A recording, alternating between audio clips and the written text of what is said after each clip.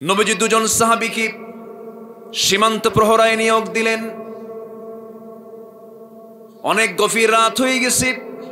দুইজন সাহাবী, একজন ঘুমিয়ে পড়েছেন, আরেকজন সাহাবী জাগা থেকে বলছেন, তুমি ঘুমাও, আমি পাহারা দিচ্ছি।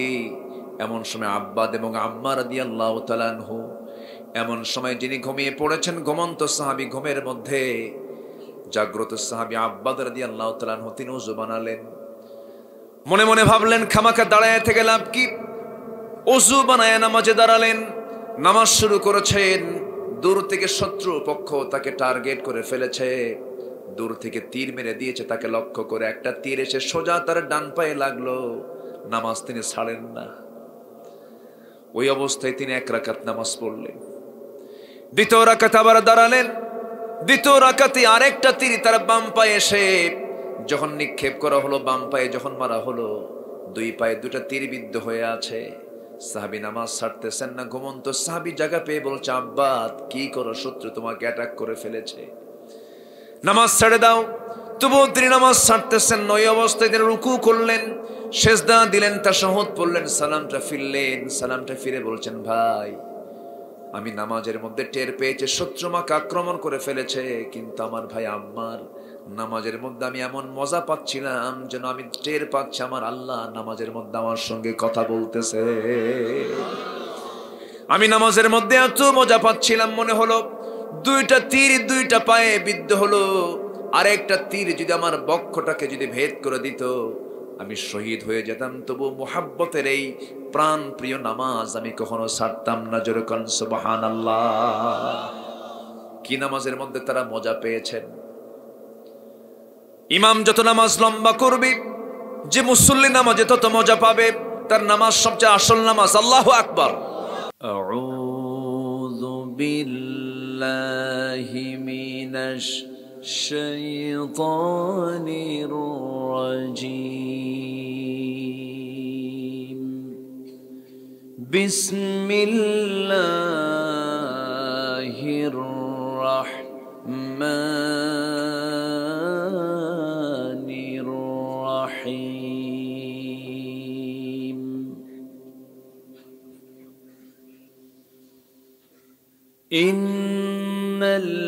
ইন্নাল্লাযীনা ইয়াতলুনা কিতাবাল্লাহি ওয়া আকামুস সালাহ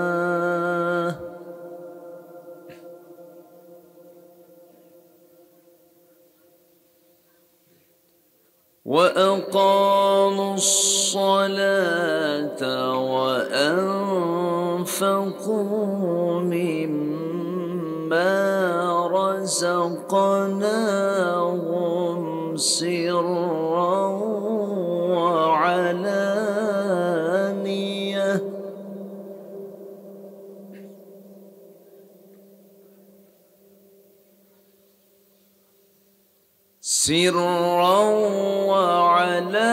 وعلانية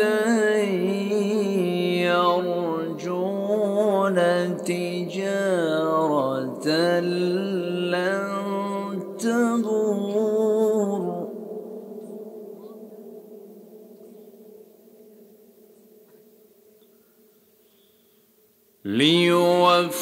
ليوفيهم أجورهم ويزيدهم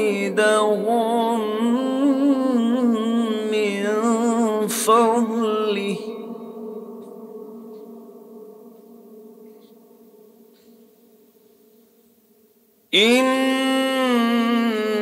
إنه غفور شكور.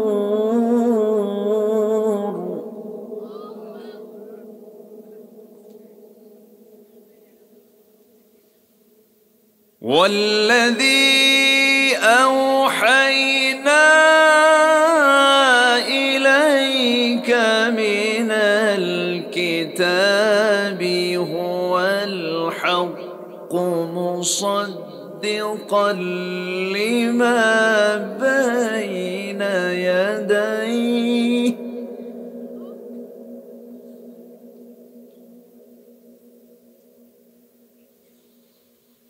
إن الله بعباده لخبير بصير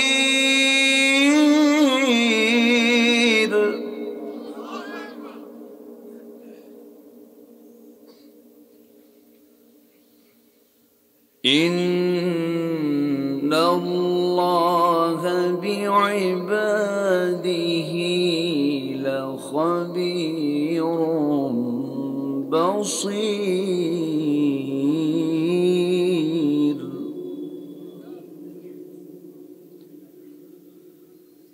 الله أكبر بسم الله الرحمن الرحيم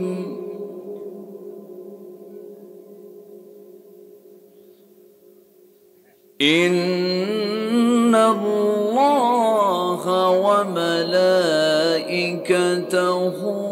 يصلون على النبي يا أيها الذين آمنوا صلوا عليه وسلموا تسليما اللهم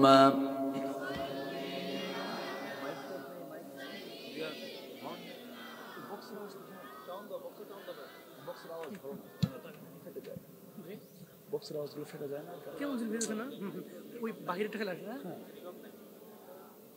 ওই ওরা আছে না ওদেরকে কোন ঠিক করে দেয় বললাম একটু মোহাব্বত দিয়ে নবীর প্রেমে মাতোয়ারা হয়ে জবান খুলে আবারও বলুন আল্লাহুম্মা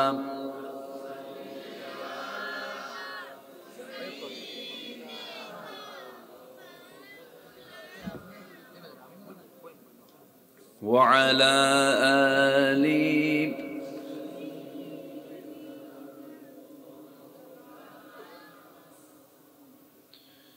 জীবনে কখনো তুমি মিথ্যা বলনি তাই তো তোমায় পেতে কাঁদে ধরনি কাঁদে ধরনি তোমারি মতো নেতা পেতে তোমারি মতো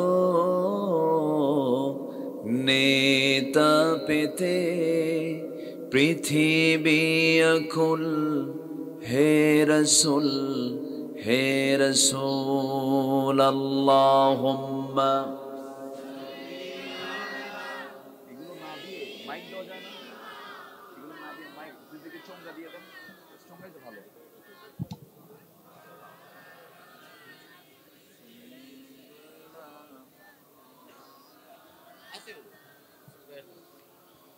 সবাই বলুন বালাগাল উলা বিকামালিহি কাশাফাত তুজা বিজামালিহি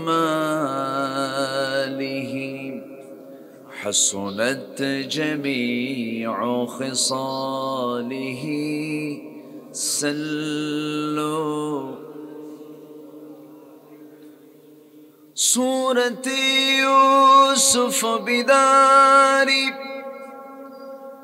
हिकमत लुक़मान इमाम कारी क़ुरआन बारी ये दिले सादिमान मा बलगल उला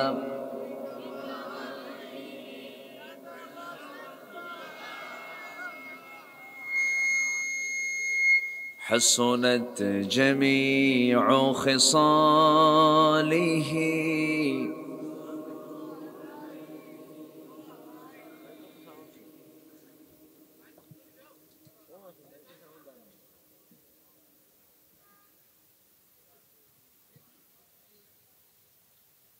প্রাকৃতিক সৌন্দর্যের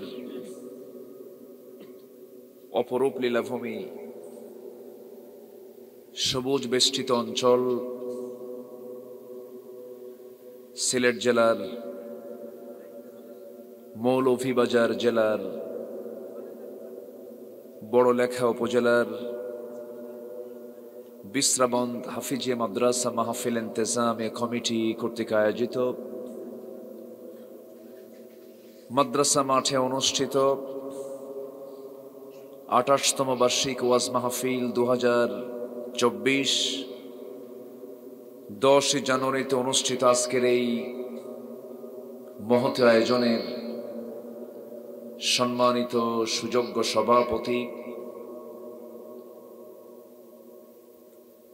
আজকের মাহফিলের বরেণ্য মেহমানবৃন্দ, বিশেষ করে আমার পূর্বে কথা বলেছেন আমার অত্যন্ত কাছের, আমার অনুজ, আমার স্নেহধন্য নন্দিত আলেমে দ্বীন, উদীয়মান তরুণ মুফাসসির, কুমিল্লা নিবাসী মুহতারাম মাওলানা জুনাইদ আল হাবিব হাফিজাহুল্লাহ। কথা বলেছেন আমার অত্যন্ত কাছের, আমার হৃদয়ের বড়লেখার কৃতি সন্তান মুহতারাম মাহবুবুর রহমান হাফিজাহুল্লাহ। উপস্থিত হাজরাত উলামায়ে কেরাম, ফদলায়ে ইজম, সুশীল সমাজ, জাতির শ্রেষ্ঠ সন্তান শিক্ষক মণ্ডলী, জাতির বিবেক সাংবাদিক বৃন্দ, সামনে উপস্থিত দূরে কাছের বিভিন্ন স্থান থেকে ছুটে আসা কালেমার ঝান্ডাবাহী, তাওহীদের পতাকাবাহী, দ্বীন ইসলামের নরসারদুল বীর মুজাহিদ, প্রাণ প্রিয় সম্মানিত দ্বীনি ভাইরা, আড়ালে বসে আছেন শ্রদ্ধেয়া সম্মানিতা মা বোনেরা। আলোচনার সূচনায় আনুষ্ঠানিকতার মধ্য দিয়ে আমার পক্ষ থেকে আবারও দিল খোলা সালাম, আসসালামু আলাইকুম ওয়া রাহমাতুল্লাহি ওয়া বারাকাতুহু। এই যে ইকো দেওয়ার দরকার নাই, সাউন্ডটাকে ক্লিয়ার করেন। সবাই কেমন আছেন? ভালো আছি। এত বড় একটা নিয়ামতকে সাথে নিয়ে সারাদিনের সকল কাজকর্মের ইতি টেনে ক্লান্ত শ্রান্ত দেহটাকে স্বস্তি দেবার জন্য পৌষ মাঘের এই কনকনে শীতের ভিতরে যখন ধীরে ধীরে বিছানার দিকে চলে যাওয়ার কথা, ঠিক সেই মুহূর্তে আমরা বসে আছি কোরআনের এই ফুল বাগানে।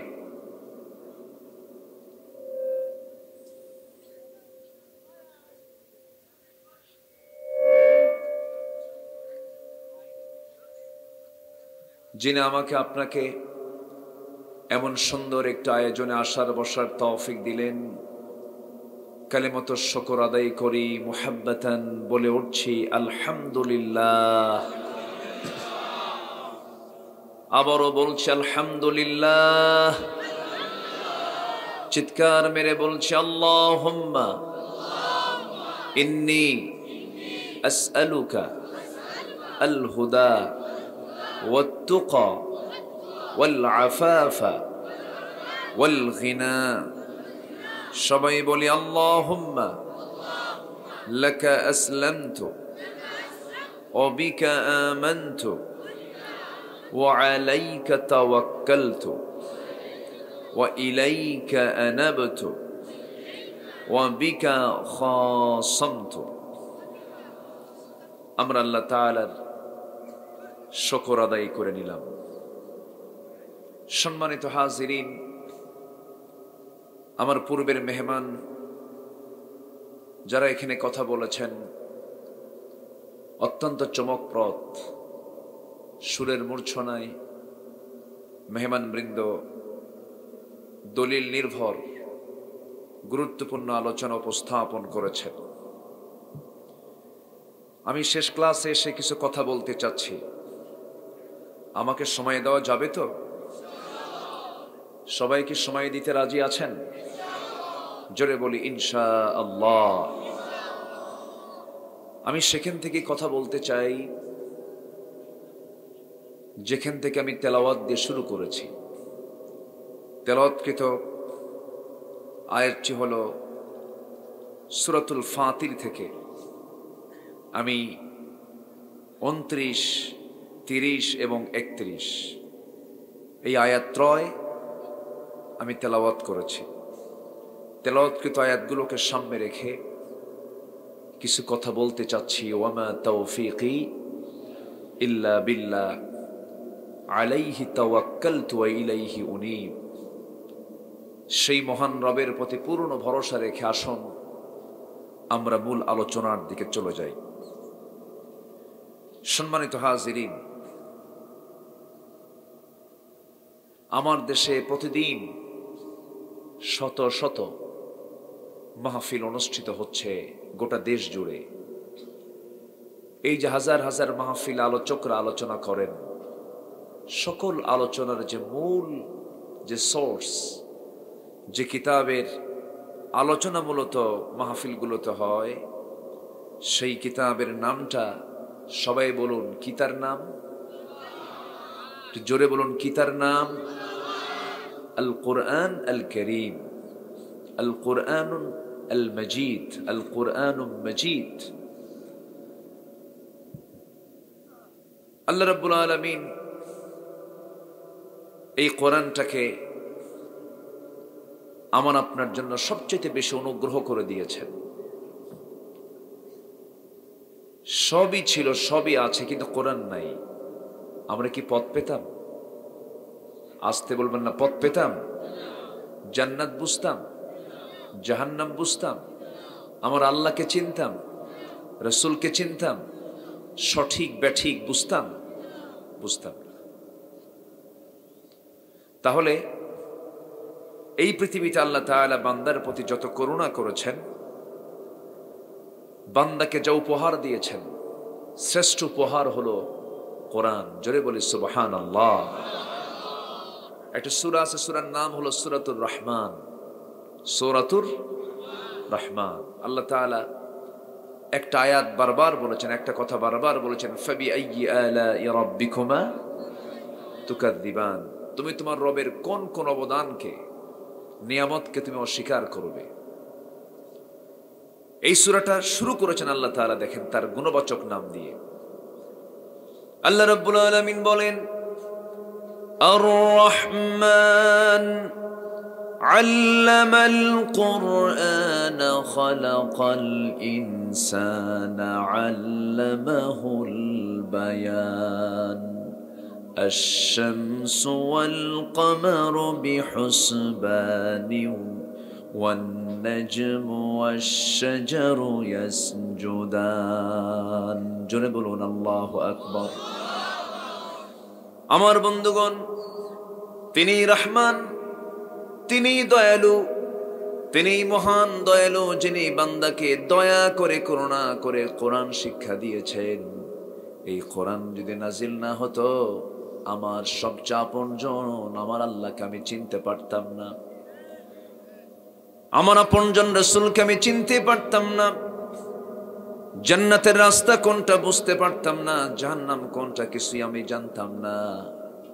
আমার বন্ধুগণ, আল্লাহ রাব্বুল আলামিন বান্দার প্রতি সবচেয়ে বড় দয়া করে কোরআনটা তিনি বান্দাকে দিয়েছেন, কোরআন শিক্ষা তিনি দিয়েছেন। সেই কোরআন আজকে আমাদের সবার চোখের সামনে স্পষ্ট করে থাকার পরেও কোরআনের শিক্ষা আজকে সমাজে সব জায়গায় কি আছে নাকি?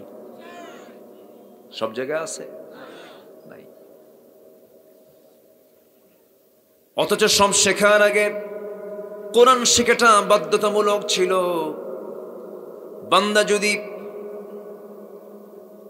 ডাক্তার না হয়, আল্লাহর কাছে তাকে জবাবদিহি করা লাগতো না। সবার তো ডাক্তার হওয়া জরুরি নয়, সবার তো ইঞ্জিনিয়ার হওয়া জরুরি নয়। অনেকের মধ্যে একজন ডাক্তার হয়ে গেছে, হকটা আদায় হলো, সবাই তো ডাক্তার হওয়ার দরকার নাই। সবার তো ইঞ্জিনিয়ার হওয়ার প্রয়োজন নাই।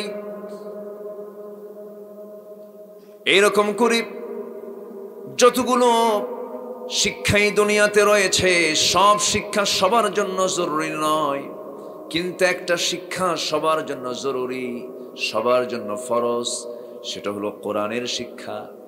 যা ছাড়া নামাজ হবে না, যা ছাড়া আল্লাহকে চেনা যাবে না, যারা সারা বান্দা দুনিয়াতে চলবে, হারামটাকে বাদ দিয়ে হালালটাকে গ্রহণ করবে কেমনে, হালাল হারামের জ্ঞানগুলো সে বুঝবে না, জানবে না।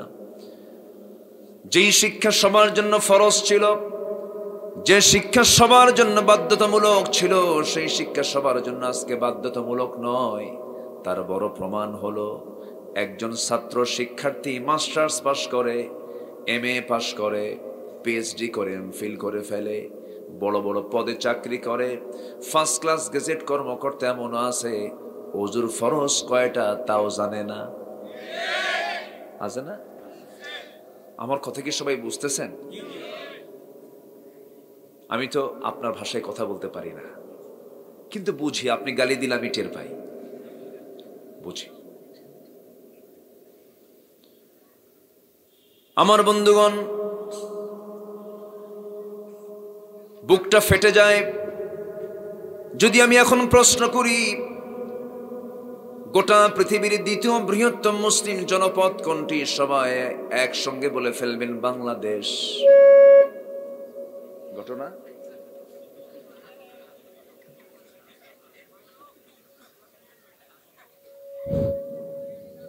না, সমস্যা নেই, হতে পারে, যান্ত্রিক তো, একটু খেয়াল রাখেন।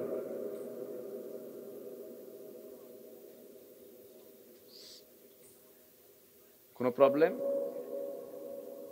এত ইকো দেওয়ার দরকার নাই, তো আপনার ইকো রিভার্ব কিছু দরকার নাই।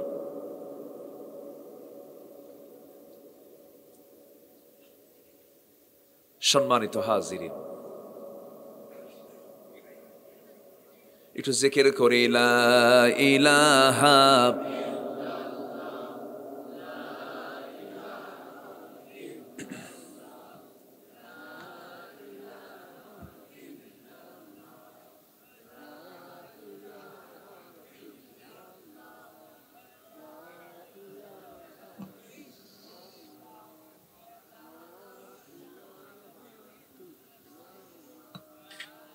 কই গেল?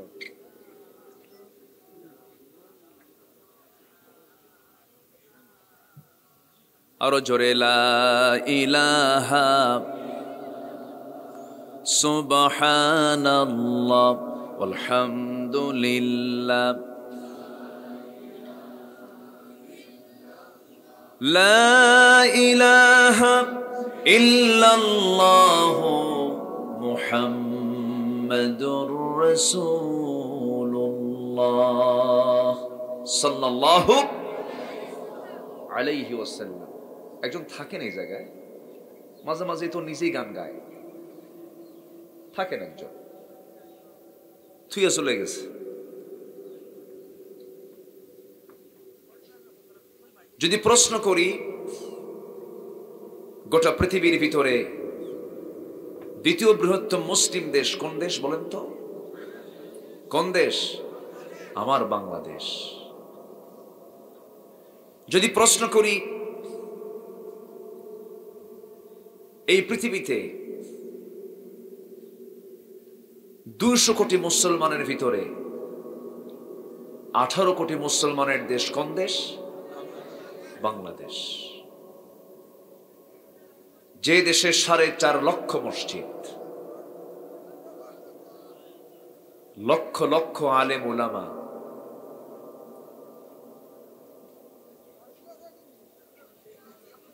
খিতা খবর,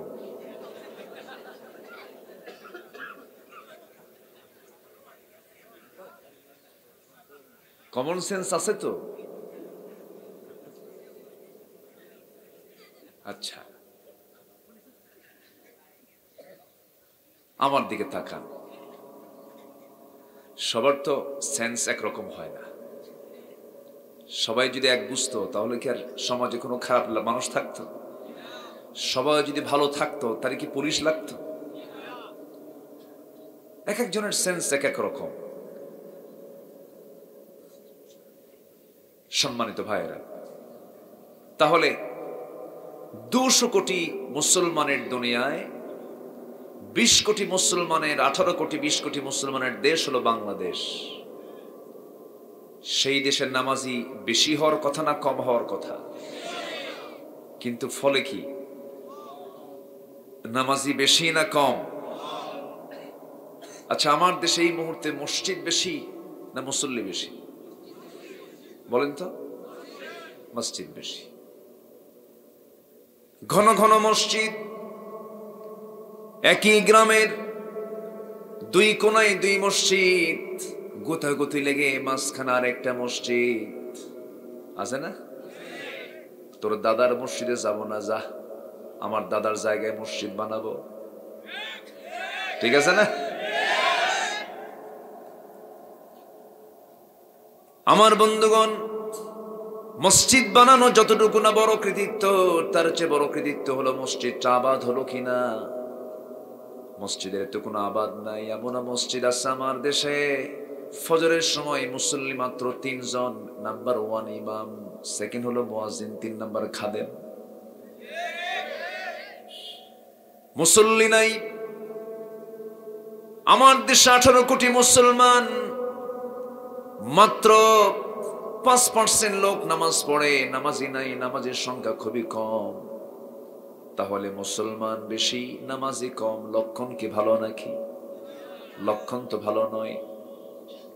যদি বলি এই দেশে যত মুসলমান বসবাস করে, অধিকাংশের মুখে দাড়ি আছে না দাড়ি নাই? দাড়ি আছে? দাড়িওয়ালা না দাড়ি ছাড়া? দাড়ি ছাড়া। তাহলে মুসলমান আমার দেশের অধিকাংশ হলো বেনামাজি। নাম্বার 2 হলো দাড়িওয়ালা নাই, দাড়ি ছাড়া মুসলমান বেশি। যদি বলি আমার দেশে যে সমস্ত মুসলমান বসবাস করে, কোরআন সহি করে পড়তে পারে, বেশি না কম? কম। তাহলে নামাজি কম, কোরআনটাকে সহি করে পড়তে পারে কম, দাড়ি কাটা মুসলমান বেশি। আরেকটা প্রশ্ন করব, এই দেশের মুসলমান অধিকাংশ বিড়ি ছাড়া না বিড়ি খাওয়া? শীতের মধ্যে কমে না বাড়ে? এত খাওয়া খায়, ইটের ভাটার ধোয়া ফেল, এত খায়, রাত 3টার দিকে ঘুম ধরে না আর বিড়ি টানে। সকালবেলা বাথরুম হয় না, বাথরুমের মধ্যে যেও খায়। তাহলে মুসলমান বেনামাজি, মুসলমান দাড়ি রাখে না, মুসলমান কোরআন পড়তে পারে না, মুসলমান নেশা করে, মুসলমান বিড়ি খায়। বলুন তো, একজন নবীর নাম বলতে পারবেন কিনা? বলুন তো, কোন নবী বিড়ি খাইছে? বলেন, আছে? কোন নবী কি এরকম এই ওয়াকামটা কোন নবী করতে পারে? বলেন তো। বিড়ি খাওয়া কোনো কাম? এটা কোনো খাদ্য যা খেলে স্বাস্থ্য ভালো হয়? এরকম আছে কোথাও? আমার বন্ধুগণ, হয়তো মনে মনে চিন্তা করছেন, হুজুর শুধু দোষই ধরেন, ভালো তো কিছু বলতেছেন না। বাস্তবতা হলো, রোগী ডাক্তারের কাছে যায় কখন? যখন তার রোগ হয়। একজন মানুষ ডাক্তারের কাছে গিয়ে সুস্থ অবস্থায় যায় নাকি? যখন সে রোগী হয়ে যায়। তেমনি আমাদের মধ্যে যদি কোনো ইমানের রোগ তৈরি হয়ে যায়, সেই ইমানের রোগগুলোকে শরীর থেকে, তার জীবন থেকে এটাকে মাইনাস করার জন্য রোগগুলো শনাক্ত করার দরকার আছে না নাই? এই জন্য বলতেছি আমার ভাইরা, একটু মনোযোগ দিয়ে কথাগুলো শুনুন। আজকে মুসলমান কোরআন পড়তে পারে না, মুসলমান তেলাওয়াত করতে পারে না। প্রত্যেক দিন ঘুম থেকে উঠি, যে মুসলমান কোরআন তেলাওয়াত করার কথা ছিল, নামাজ দিয়ে তার জীবনটা শুরু করার কথা ছিল, সেই মুসলমান আজকে কোরআনটা পড়ে না, নামাজেও যায় না। ঘুম থেকে উঠতে উঠতে রাত 3টার দিকে শুয়ে পড়ে, আবার দিনের বেলা 12টায় ওঠে। মুসলমানের যে লাইফ স্টাইল, সবগুলো এলোমেলো হয়ে গেছে। আমার বন্ধুগণ, আল্লাহ রাব্বুল আলামিন বলছেন, বান্দা আমি তোকে এই দুনিয়াতে এমনি এমনি পাঠাই না, আমি তোকে অবশ্যই কাজের জন্য পাঠাইছি। সেই কাজটা হলো, এই দুনিয়াতে কারো গোলামি তোর চলবে না, গোলামি করতে হবে একমাত্র কেবলমাত্র কার? আসতে বলবেন না, কার? আল্লাহ তাআলার। আল্লাহ তাআলা বলছেন, ইয়া আইয়ুহান নাসু উবুদু রাব্বাকুমুল্লাযী খালাকাকুম ওয়াল্লাযীনা মিন ক্বাবলিকুম লাআল্লাকুম তাত্তাকুন। হে মানব মণ্ডলী, তোমরা সেই মহান রবের গোলামি করো, দাসত্ব করো, যিনি তোমাকে সৃষ্টি করেছেন, তোমার পূর্বের সকল মানুষগুলোকে সৃষ্টি করেছেন। সেই মহান রবের তোমরা গোলামি করো। আর গোলামি করার জন্য যে বিধানটা দরকার, সেই বিধানটার নাম কি? সেই বিধানটার নাম কি? কোরআন। আমার ভাইরা, এই দুনিয়াতে কোনো বান্দা লসের কাছে যায় না। যদি বান্দা জানে এই ব্যবসাটা করলে লস হয়ে যাবে, সেই বান্দাকে ওই লসের ব্যবসায় যাবে নাকি? যাবেন। আল্লাহ রাব্বুল আলামিন বান্দাকে ডাক দিয়ে বলছেন, বান্দারে আমি তোকে কিছু ব্যবসার কথা বলবো, আমি তোকে কিছু বিজনেসের কথা বলবো, যে বিজনেস করলে পরে তোর কোনো লস নাই, এই বিজনেসগুলো তুই শিখে নে। আল্লাহ রাব্বুল আলামিন সূরা ফাতিরের মধ্যে সুন্দর করে স্পষ্ট করে জানিয়ে দিয়েছেন। মহান রাব্বুল আলামিন সুন্দর করে বলছেন, ইন্নাল্লাযীনা ইয়াতলুনা কিতাবাল্লাহ ওয়া আকামুস সালাতা ওয়া আনফাকু মিম্মা রাযাকনাকুম সিররাও ওয়া আলানিয়াতান ইয়ারজুনা তিজারাতান লান তাবুর। জোরে বলুন আল্লাহু আকবার। আমি কি আলোচনা চালাবো? এই যে দুই একজন করে উঠে যায়, কোনো সমস্যা? চাপ? ও চাপ, নিম্ন চাপ। যদি খুব সমস্যা হয় একটু বলবেন, কিন্তু মাহফিলের জায়গা থেকে বিনা কারণে বিনা ওজরে ওঠা বসা করা আদবি হবে না বেয়াদবি হবে? সুস্পষ্ট আদবের খেলাফ কাজ হবে। শৃঙ্খলা ভঙ্গের অভিযোগে মামলা নাই? আছে না? এই 10 বছর তো আরো বেশি দেখছি আমরা, তাই না? শৃঙ্খলা ভঙ্গের অভিযোগে মামলা কিন্তু আছে। এখানে একটা নির্দিষ্ট শৃঙ্খলা আছে না নাই বলেন তো? এখানে আমরা যদি শৃঙ্খলা রক্ষা না করি, ফেরেশতা নাই? তারা কি রেকর্ড করে না? করে। একটু বসি না আমরা। যদি কোরআনের মাহফিলে বসে যদি আপনি মজা না পান, তাহলে ভাবতে হবে ইবলিস আশপাশে খুব ডিস্টার্ব করতেছে। কথা বোঝেন নাই? ইবলিস তো মনে হয় বড় লেখা আসে না। আসে? এখানে বড় লেখা আসে? ইবলিস এমন কোন জায়গায় নাই যেখানে যায় না।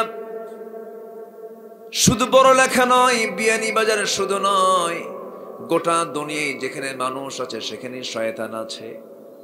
শয়তান বড় ডেঞ্জারাস। একদিন আল্লাহর পয়গম্বর মুসা আলাইহিস সালামের সামনে শয়তান দাঁড়ায় আছে। জিব্রাইল তা দেখে ফেললেন। জিব্রাইল বলছেন, ইবলিস তুমি কাম পাও না, নবীর কাছে আসো।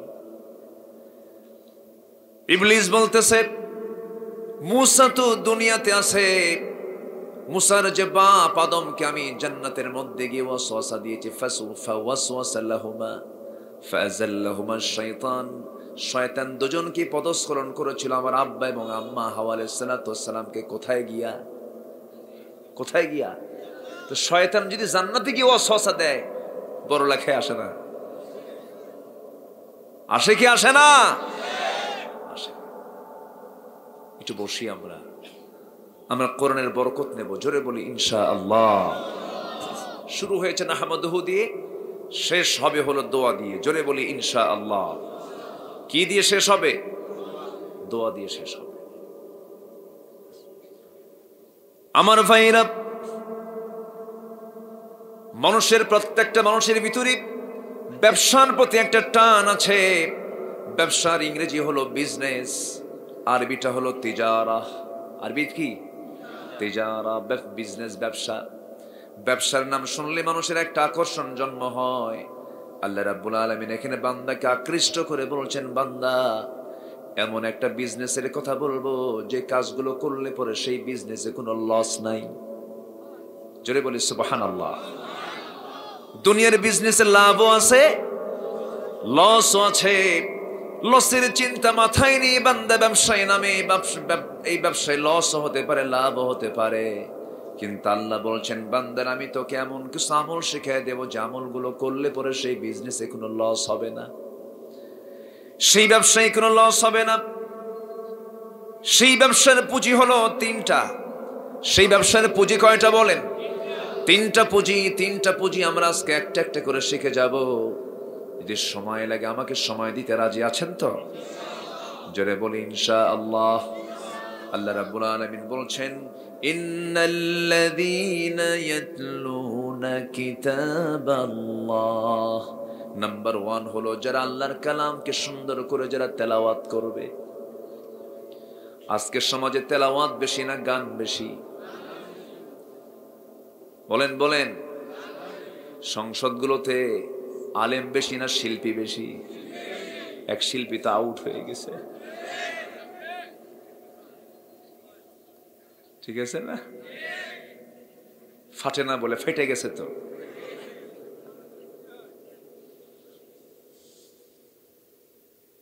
আমার বন্ধুগণ,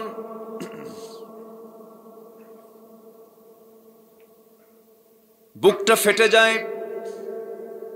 আল্লাহর কালাম তেলাওয়াতের মধ্যে কত মজা।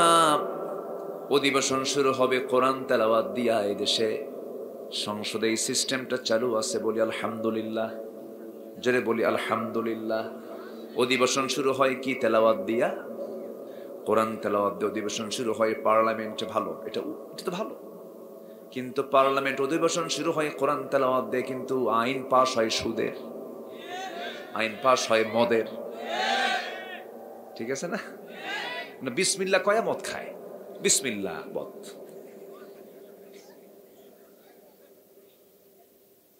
রাগ করতেছেন নাকি আপনারা? আমার ভাইরা, সেই অধিবেশন শুরু হবে। নিজের কান সাক্ষী শুনতে পেলাম, এক অধিবেশনে কারি সাহেব যায় নাই, কোরআন তেলাওয়াত দিতে শুরুই করতে হবে। স্পিকার মহোদয় একজন পার্লামেন্টেরিয়ানকে বললেন, তেলাওয়াত করেন, অধিবেশন শুরু করা যাচ্ছে না। তেলাওয়াত করতেছে, কেলহি আল্লাহ হেদ। শয়তান কই, তোরছে আমার তেলাওয়াত ভালো আছে। এই হলো নেতার তেলাওয়াত। জনগণের সেবা করবে মুসলমান জনগণ যেখানে বেশি, বক্তৃতা শুরু করার আগে বলে বিসমিল্লাহির রহিম। কে? রহমান বাদ গেছে। এই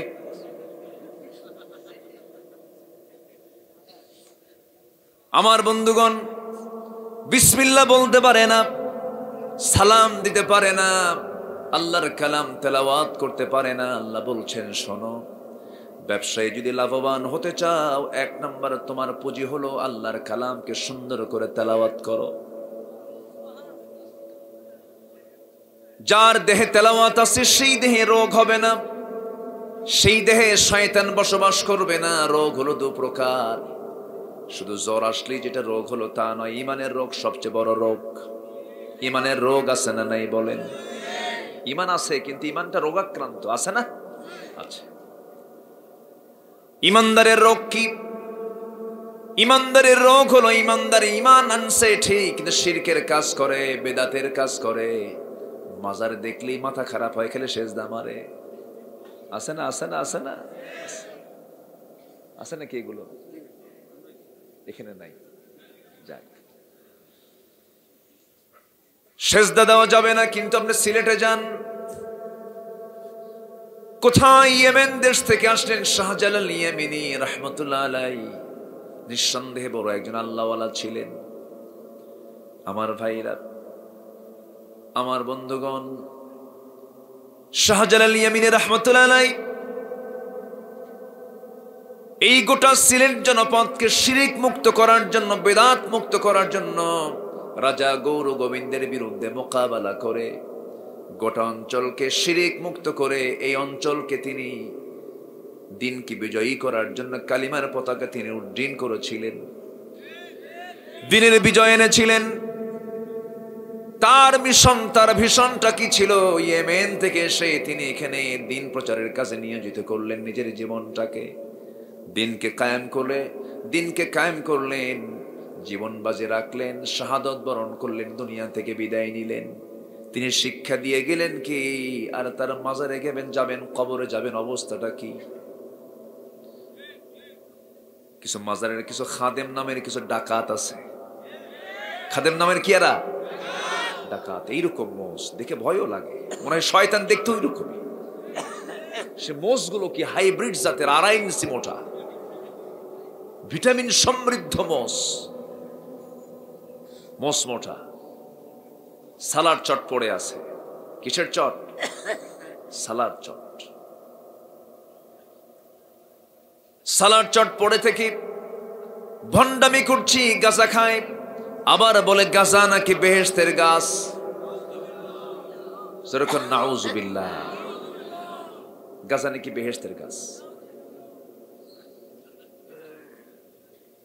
এই বদমাইশি গুলো করে, ওই মাজারে গিয়ে সেজদা দেয়। আবার কিছু মূর্খ লোক আছে, হেল্পার ট্রাক চালাচ্ছে, ড্রাইভারকে বলে বস থামেন, সামনে মাজার শরীফ, একটু ব্রেক দেন। ব্রেক দিয়া কসকসা 100 টাকার নোটটা বের করে মাজারে দিয়ে গেল, দিয়ে আসলো। যারে দিল, মাজারে দিল, সেই লোকটা মরা না তাজা? টাকা দরকার মরা মানুষের না তাজা মানুষের?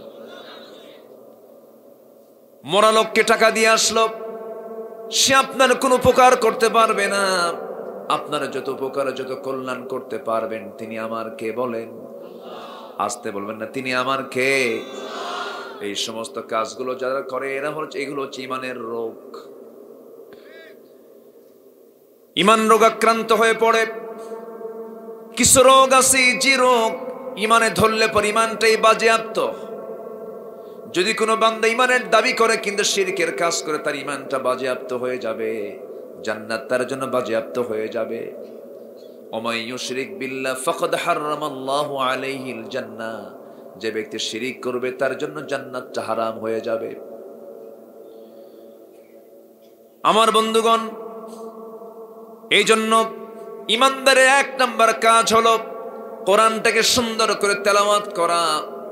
ইমাম ইবনুল কাইয়িম রাহমাতুল্লাহ আলাইহি তিনি বলেছেন, কোরআনের কোন হক যদি আদায় করতে চাও, কয়েকটা কাজ তোমাকে করতে হবে। নাম্বার 1 হলো কেরাআত, সুন্দর করে পড়তে হবে, সুন্দর সুরে পড়তে হবে। কোরআনের সুর আছে না নাই বলেন? আসতে বলবেন না, আছে না নাই? মন থেকে আপনি একটু জিজ্ঞাসা করবেন, গান শুনতে শুনতে বিরক্ত লেগে যায়, এক গান বারবার শুনতে মন চায় না, কিন্তু আল্লাহর কালাম সূরা ফাতিহা দিয়ে সারা জীবন নামাজ পড়েছেন, কোনোদিন কি বিরক্ত লাগে নাকি?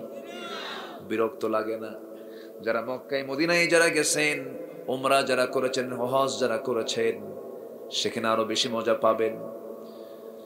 নামাজের মধ্যে যে তেলাওয়াত, ইমাম যখন তেলাওয়াত করেন মনে হয় বারবার শুনি। আল্লাহ তাআলা এই তেলাওয়াতের মধ্যে এমন একটা স্বাদ ইমানদারের মধ্যে ঢুকিয়ে দিয়েছেন, এই অমৃত স্বাদ একমাত্র ইমানদাররাই পেতে পারে।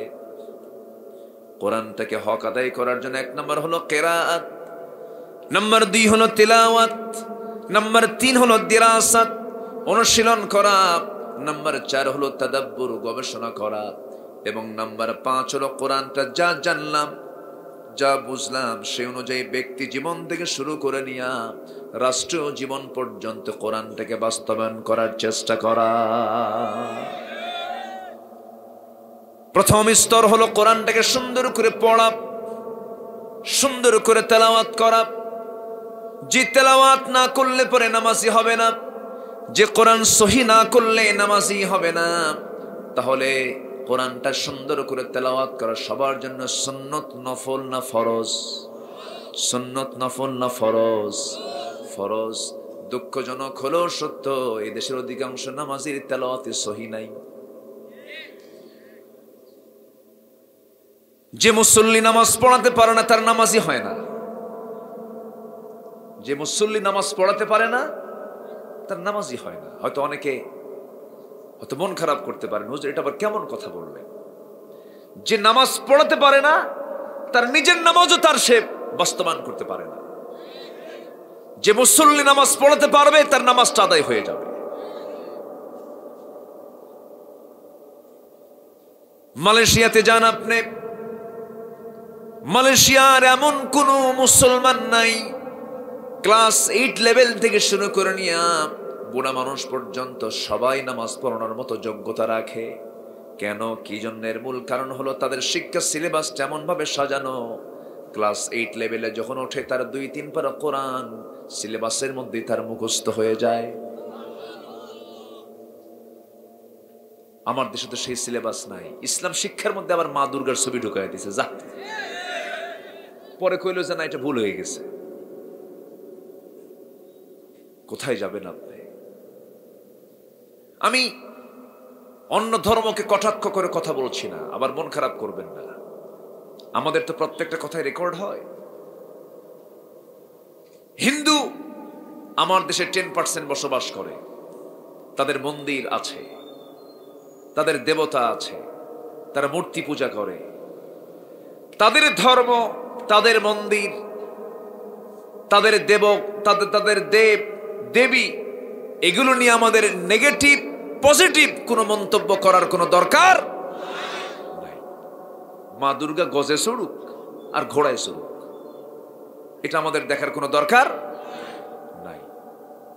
বরঞ্চ তারা যদি সংখ্যালঘু হয় তাদের মন্দির পাহারা দেবার দায়িত্ব আমাদের।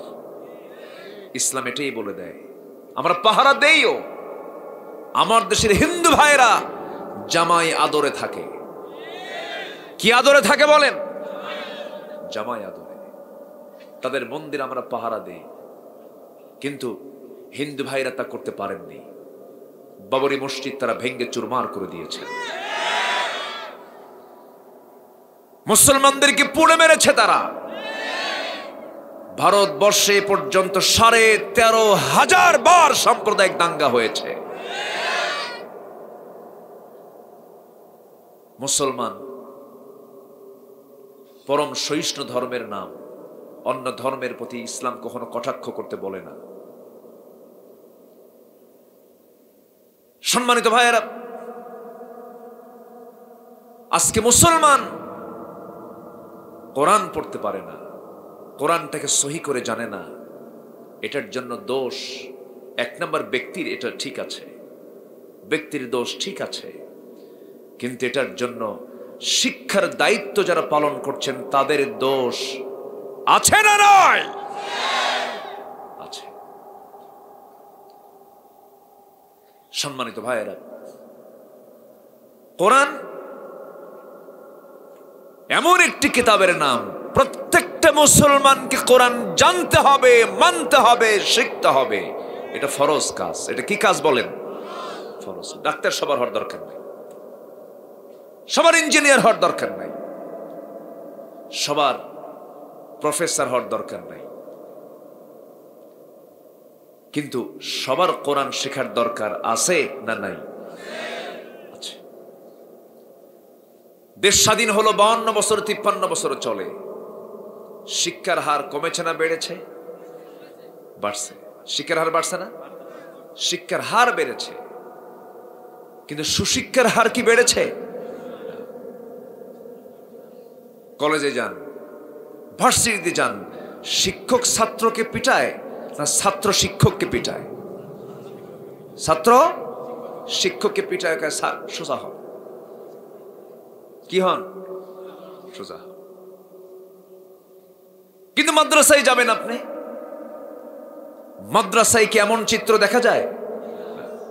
বরঞ্চ শিক্ষক ওযু বানাবেন, সামনে ওযুর পানি প্রস্তুত। ওস্তাদ রুম থেকে বের হবেন, সুন্দর করে জুতা প্রস্তুত। ওস্তাদ ওযু শেষ করেছেন, গামছা প্রস্তুত। ওস্তাদ খাবেন, দস্তরখানা প্রস্তুত। এই আদব কোরআনের জন্য হয়েছে, কোরআনের জন্য হয়েছে। কোন বৃদ্ধাশ্রমে, এটা তো অত্যন্ত আমাদের জন্য পোড়া কপাল, বাংলাদেশে আগে বৃদ্ধাশ্রম ছিল না, এখন বৃদ্ধাশ্রম আমার দেশে গড়ে উঠেছে। কেন জানেন? সন্তানরা খুব ব্যস্ত, আব্বা আম্মাকে দেখার টাইমই পায় না। কি ব্যস্ত সন্তান দেখেন না, আসেন এরকম আছে না? বাপ মাকে দেখার সুযোগ নাই, বেতন সিস্টেম করে মাসিক টাকা দিয়ে বাপ মাকে রেখে দেয় বৃদ্ধাশ্রমে, আর ছেলে থাকে গুলশান, বাড়িধারা, ডিওএইচএস, ধানমন্ডিতে। এগুলো সন্তান নয়, সন্তান নামের কলঙ্ক। এগুলো সন্তান আছে না? আছে না? নাই? যে সন্তান বাপ মাকে দেখার সময় পায় না, ওটা সন্তানই না, ওটা জানোয়ার। আসতে বলে ঠিক কি না? ওটা কি মানুষ না জানোয়ার? জানোয়ারের চেয়ে অধম। জানোয়ারের মধ্যেও কিছু মোহাব্বত আছে। আমার ভাইয়েরা, কিন্তু আমি চ্যালেঞ্জ দেব, আমি চ্যালেঞ্জ ছুড়ে দিলাম সবার সামনে, কোন বৃদ্ধাশ্রমে এমন কোন পিতা, এমন কোন মাতাকে পাবেন না যার সন্তান হাফেজ, যার সন্তান আলেম। একটা আলেম সন্তানের, একটা আলেম, একজন হাফেজ সন্তান কখনো তার বাবা মাকে বৃদ্ধাশ্রমে রাখতে পারে না, কারণ কোরআন তাকে এই শিক্ষা ঠিকই দিয়েছে। এই জন্য যা ভুল করছি, সন্তানকে প্রথম সবক দেব কোরআন। জোরে বলি ইনশাআল্লাহ। আজকে কয়জন ছাত্রের মাথায় পাগড়ি দিলাম? 4 জন। আমি তো মনে করি এই 4 জনের চাইতে ভাগ্যবান শিক্ষার্থী পৃথিবীতে আর নাই। তাদের সিনায় আছে কয় পারা কোরআন? বলেন কয় পারা কোরআন? সবাইকে এই নসিব পায়? বুদ্ধি থাকলে কি কোরআন মুখস্থ করা যাবে? রহমত লাগবে কার? আমার নবীজি যখন ওহী নাযিল হয় তখন বারবার শুধু তেলাওয়াত করেন, মনে রাখার জন্য চেষ্টা করেন। আল্লাহ বলছেন লা তুহাররিক বিহি লিসানাকা লিতা'জালা বিহি। আপনি এত তাড়াহুড়ো করেন কেন মুখস্থ করার জন্য? আমি আল্লাহ নিজে, আমি আপনার সিনার মধ্যে তা জমা করে দেব। তাহলে কোরআন কি মুখস্থ করা আল্লাহর রহমত ছাড়া সম্ভব?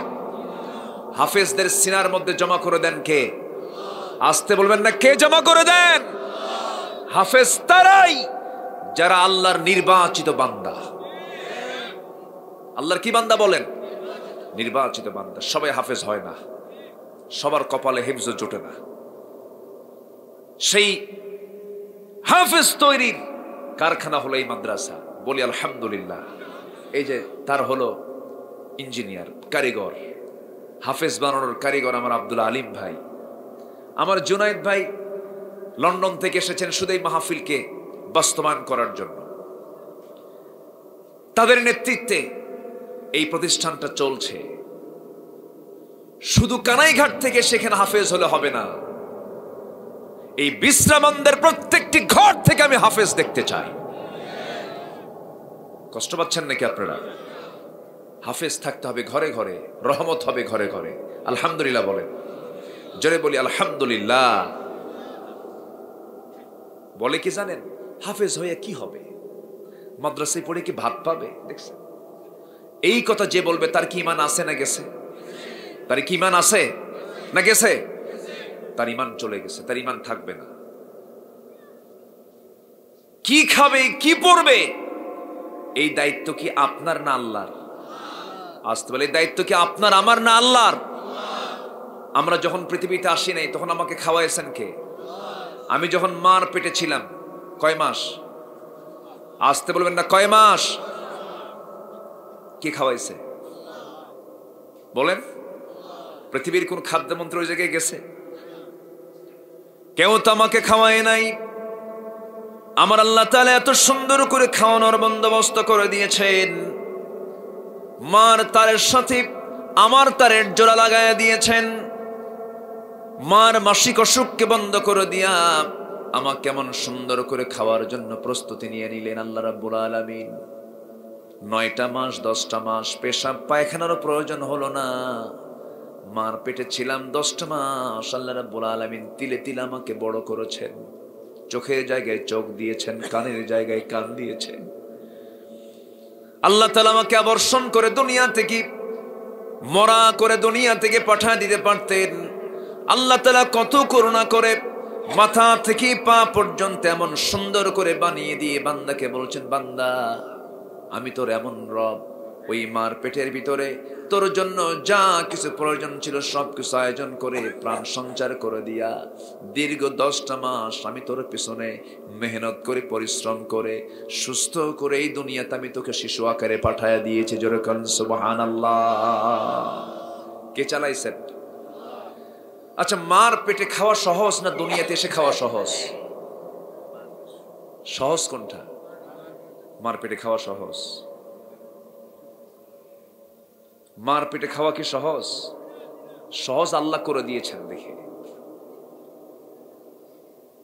মার পেটে যিনি ব্যবস্থা করতে পারেন খাবারের, তিনি কি দুনিয়ার জীবনে খাবারের ব্যবস্থা করতে পারেন না? পারেন না? বলেন। আমাকে খাওয়ান কে? একটু জোরে বলতে, আমাকে খাওয়ান কে? আমাকে চালান কে? হয়তো অনেকে বলবেন, আল্লাহ আমাকে কেমনে খাওয়ায় আমি যদি না খাই? আপনি খান না মানে? আপনি তো খান সর্বক্ষণ। আপনার নাকের ডগায় একটা খাবার আছে, তার নাম হলো অক্সিজেন। নাকের ডগায় খাবারটা কে দিয়েছেন? বলেন তো, কোন খাবার আগে দরকার, নাকেরটা না মুখেরটা? কোন খাবার আগে দরকার, নাকেরটা না মুখেরটা?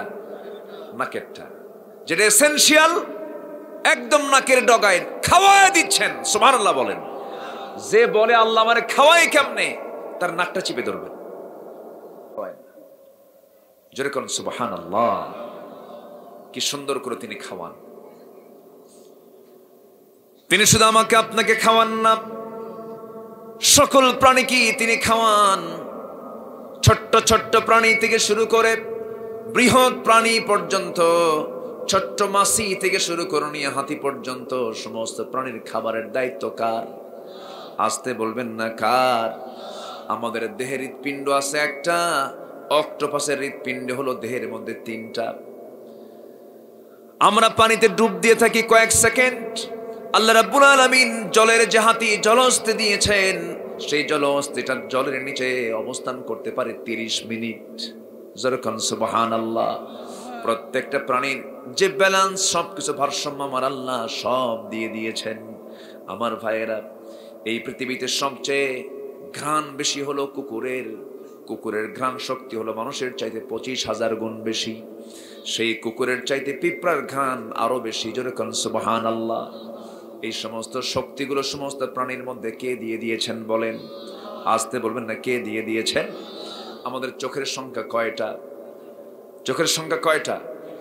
আমরা 2 চোখ দিয়ে দেখি, কিন্তু আল্লাহ রাব্বুল আলামিন এই যে আমরা প্রজাপতিগুলো দেখতে পাই, প্রজাপতি চেনেন না?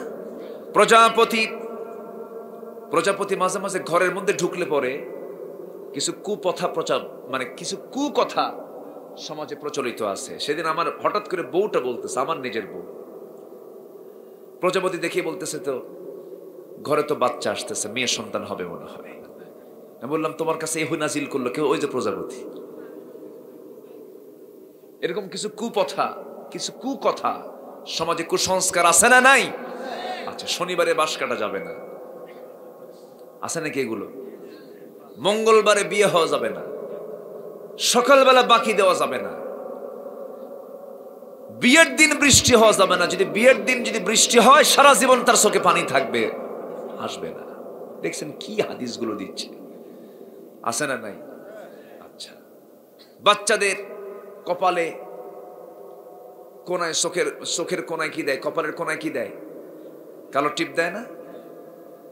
হয়তো বা আমার আপনারও দিছে। যদি বলা হয় এই কালো টিপটা কেন দেওয়া হয়, এটা বদনজর থেকে বাঁচার জন্য। যদি আপনি এখন গিয়ে আপনার মাকে বলেন, মা তুমি যে টিপটা দিছো আমার, কিসের জন্য দিছো? বদনজর থেকে বাঁচা। এটা পাইছো কই? তোর নানি কইছে। নানির কাছে গিয়ে বলবেন, নানি পাইছেন কই? আমার মা কইছে।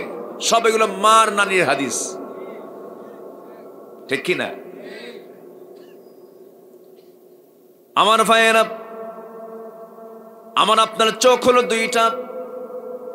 এই যে আমরা প্রজাপতিগুলো দেখতে পাই, প্রজাপতির চোখের সংখ্যা 100 নয়, 200 নয়, প্রত্যেকটা প্রজাপতির চোখের সংখ্যা হলো 12,000। জোরে কোন সুবহানাল্লাহ। আমার ভাইয়েরা, এইরকম করে পৃথিবীতে যত প্রাণী আছে সমস্ত প্রাণীর রক্ষণাবেক্ষণ দেখাশোনার দায়িত্ব আমার আল্লাহ নিজে নিয়েছেন। স্থলভাগ এবং জলভাগের মধ্যে সবচেয়ে বড় প্রাণী হলো নীলতিমি, যার ওজন হলো 120 টন পর্যন্ত ওজন আছে। 120 টন ওজনের নীলতিমি তার বাচ্চাগুলোকে প্রত্যেক দিন 50 থেকে 60 মণ দুধ খাওয়ায়। যেরকম সুবহানাল্লাহ। কে খাওয়ান? আসতে বলবেন না, কে খাওয়ান? সে আল্লাহ আমার রব। রিজিকের দায়িত্ব কারো নয়, রিজিকের দায়িত্ব কার? টাকা থাকলেই আপনি খাবেন তা নয়। বহু হাজার কোটি টাকার মালিক খাইতে পারে না। সকালে 300 টাকা, বিকেলে 500 টাকা, খাওয়া শেষ। আচ্ছা বলেন তো, শহরের লোক বেশি খায় না গ্রামের লোক বেশি খায়? ভালো করে বলবেন। শহরের লোক বেশি খায় না গ্রামের লোক বেশি খায়? ধনীর বসবাস কোথায়, গ্রামে না শহরে? আচ্ছা, শহরের লোক আর গ্রামের লোক, শহরের লোক প্লেট নিয়ে বসে, তাও ফাঁকি প্লেট, ফাঁকি, কোনো গর্ত নাই, সমান ফ্ল্যাট, সামান্য খায় তো প্লেটটাও ছোট। গ্রামের লোকের কি এইগুলো প্লেট দিয়ে পোষাবে? গ্রামের লোক কিনে বসে গামলা, না? একজন কইছে গামলা, গামলা নিয়ে, ডিশ নিয়ে বসে, বোল নিয়ে বসে, বোল নিয়ে বসে।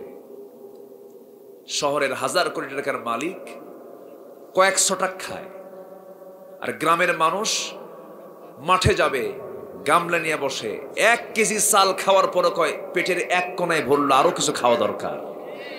ঠিক কিনা?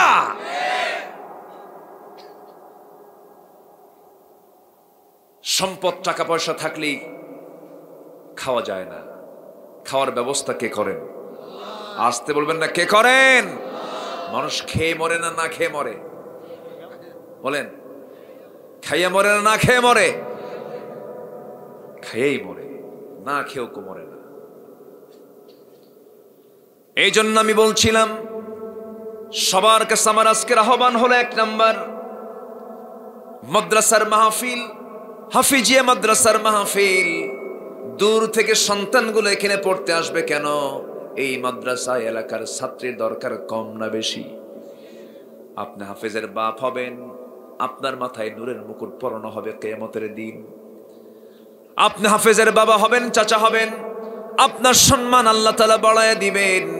সন্তানকে আলেম বানাবেন, আপনার সন্তানটা কবরের পাশে দাঁড়িয়ে দাঁড়িয়ে বলবে, রব্বিরহামহুমা কামা রব্বায়ানি সগীরা।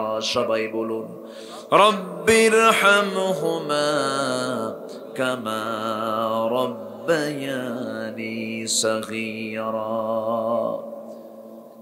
এই দোয়াটা আপনি কোরআন থেকেই পাবেন। সন্তানকে সুশিক্ষা দান করা প্রত্যেকটা পিতামাতার দায়িত্ব। আমাদেরকে অনেকে বলে, হুজুর পিতামাতার মর্যাদা নিয়ে আপনি কিছু ওয়াজ করুন, পিতামাতার হক নিয়ে কিছু ওয়াজ করুন। কিন্তু এরকম প্রশ্ন অনেকে খুব কম করে, হুজুর সন্তানের যে হক গুলো আছে আব্বা আম্মার উপর, এমন কিছু বিষয়ে কথা বলুন। এরকম কথা কেউ কয় না। সন্তান কেন কথা শুনবে না? সন্তান কেন আদর্শ বুঝবে না? আপনি পিতা, আপনি যদি নিজে বিড়ি খান, সন্তানকে যদি বলেন বাবা তুই বিড়ির প্যাকেট কিনে আন, সন্তান বিড়ির প্যাকেট কিনে আনতে নিয়ে সে একটা বিড়ি লাগাই দেখবে, আমার আব্বাও খায়, আমিও খাই। কি ঠিক কিনা?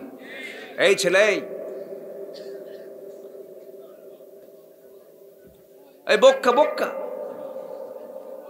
বসো বসো বসো বসে। আচ্ছা দোয়া করে দিই আমি, না? হ্যাঁ চালাবো তো? ওঠে কেন? যে উঠতে নেবে জোর করে ধরবে। হ্যাঁ কাম সারছে, কোন আপত্তি নাই তো আপনাদের? বলি আলহামদুলিল্লাহ। বসে সারা রাত, আচ্ছা সবাই সারা রাত থাকবেন, আচ্ছা কম্বল দিয়ে দিয়ে আমি চলে যাব। খুবই সুন্দর মানুষ আপনারা, বলি আলহামদুলিল্লাহ। জেলার নামই তো মৌলভী বাজার, এখানে অন্য কেউ না, সব মৌলভী হুজুর। এত সুন্দর জেলার নাম খুব কম আছে। দেখেন না, নারায়ণগঞ্জ আছে, নরসিংদী, ময়মনসিংহ আছে না নাই, দেবহাটা, কালীগঞ্জ আছে না, আছে না? কিন্তু আপনার এলাকার নাম হলো মৌলভী বাজার। এখানে শুধু মৌলভী না, বাজার আছে মৌলভীদের। আলহামদুলিল্লাহ বলেন। খুব ভালো। তাহলে সন্তানগুলোকে প্রথম শিক্ষা দেব, কিসের শিক্ষা বলেন? কোথায় পাঠায় দেব? মানে কোথায় পাঠায় দেব? রিজিকের চিন্তা কার? রিজিকের চিন্তা কার? যিনি আমার মুখ বানিয়েছেন তিনি আমাকে খাওয়াবেন, কোনো টেনশন করা যাবে না এটা নিয়ে। সম্মানিত ভাইয়েরা, আমার নবীজি যখন কোরআন পান নাই, সমাজকে ভালো করতে পারেন নাই। কোরআন যখন পেয়েছেন, সমাজ ভালো হয়ে গেছে। সেই কোরআন আজও আছে না নাই? কিন্তু কোরআন কি প্রতিষ্ঠিত আছে? কোরআন কি আজকে সমাজে চালু আছে? আমার বন্ধুগণ, তিনটা কাজ করলে সেই তিনটা কাজের কোনো লস নাই, সেই ব্যবসার কোনো লস নাই। এক নাম্বার বিষয়টা আমি আজকে বলে দিলাম। এক নাম্বার হলো যারা আল্লাহর কালামকে সুন্দর করে তেলাওয়াত করবে। নাম্বার 2 হলো ওয়া আকামুস সালাহ ওয়া আনফাকু মিম্মা রাযাকনাহুম সিররাও ওয়া আলানিয়াহ। নাম্বার 2 হলো যারা নামাজকে কায়েম করবে। নামাজ আদায় করে এক জিনিস, নামাজ কায়েম করার এক জিনিস। নামাজ পড়তে কেউ বাধা দেবে না, আপনি নামাজ পড়বেন। জো বাইডেন বাধা দেবে না, আপনি নামাজ পড়বেন। ঋষি সোনাক নামাজ পড়তে বাধা দেবে না, আপনি নামাজ পড়বেন। রাশিয়ান ভ্লাদিমির পুতিন আপনাকে বাধা দেবে না, আপনি নামাজ পড়বেন। দামোদর দাস নরেন্দ্র মোদী আপনাকে নামাজ পড়তে বাধা দেবে না। কিন্তু আপনি যখন বলবেন নামাজ সমাজে চালু করতে হবে, নামাজটাকে কায়েম করতে হবে, এই কথা বলবেন যখন, তখন আপনার বিরুদ্ধে তোকমা লাগায় দেবে জঙ্গি। কি বলবে? জঙ্গি, মৌলবাদী, বিভিন্ন গালি দিয়ে আপনাকে একদম তুলাধুনা করে ফেলবে। আমার বন্ধুগণ, নামাজ যারা পড়বে কিন্তু নামাজ কায়েমের সংগ্রাম যারা করবে না, আল্লাহর ভাষায় তারাই হলো মুনাফিক। কারণ আমার নবীজি মুনাফিককে চিহ্নিত করেছেন নামাজে না জিহাদে। নামাজে না জিহাদে? জিহাদে নামাজি নামাজ পড়তে পারে, কিন্তু প্রকৃত নামাজি নামাজও পড়বে, নামাজ কায়েমের জন্য চেষ্টা চালাবে। কিন্তু একজন মুনাফিক নামাজি কখনো নামাজ পড়বে কিন্তু জিহাদের ময়দানে নামাজ কায়েমের জন্য যাবে না। শুধু বলবে কি জানেন, যত রক্ত লাগে দেব, প্রয়োজনে লোক পাঠাবো, আমি যাব না। আছে না এরকম লোক? আছে না? আছে না নাই? মারামারি লাগলেই পিছনে থাকে, সামনে যায় না। নেতার চরিত্র কি পিছনে থাকে না সামনে থাকা? বলেন বলেন বলেন বলেন। সামনে থাকা।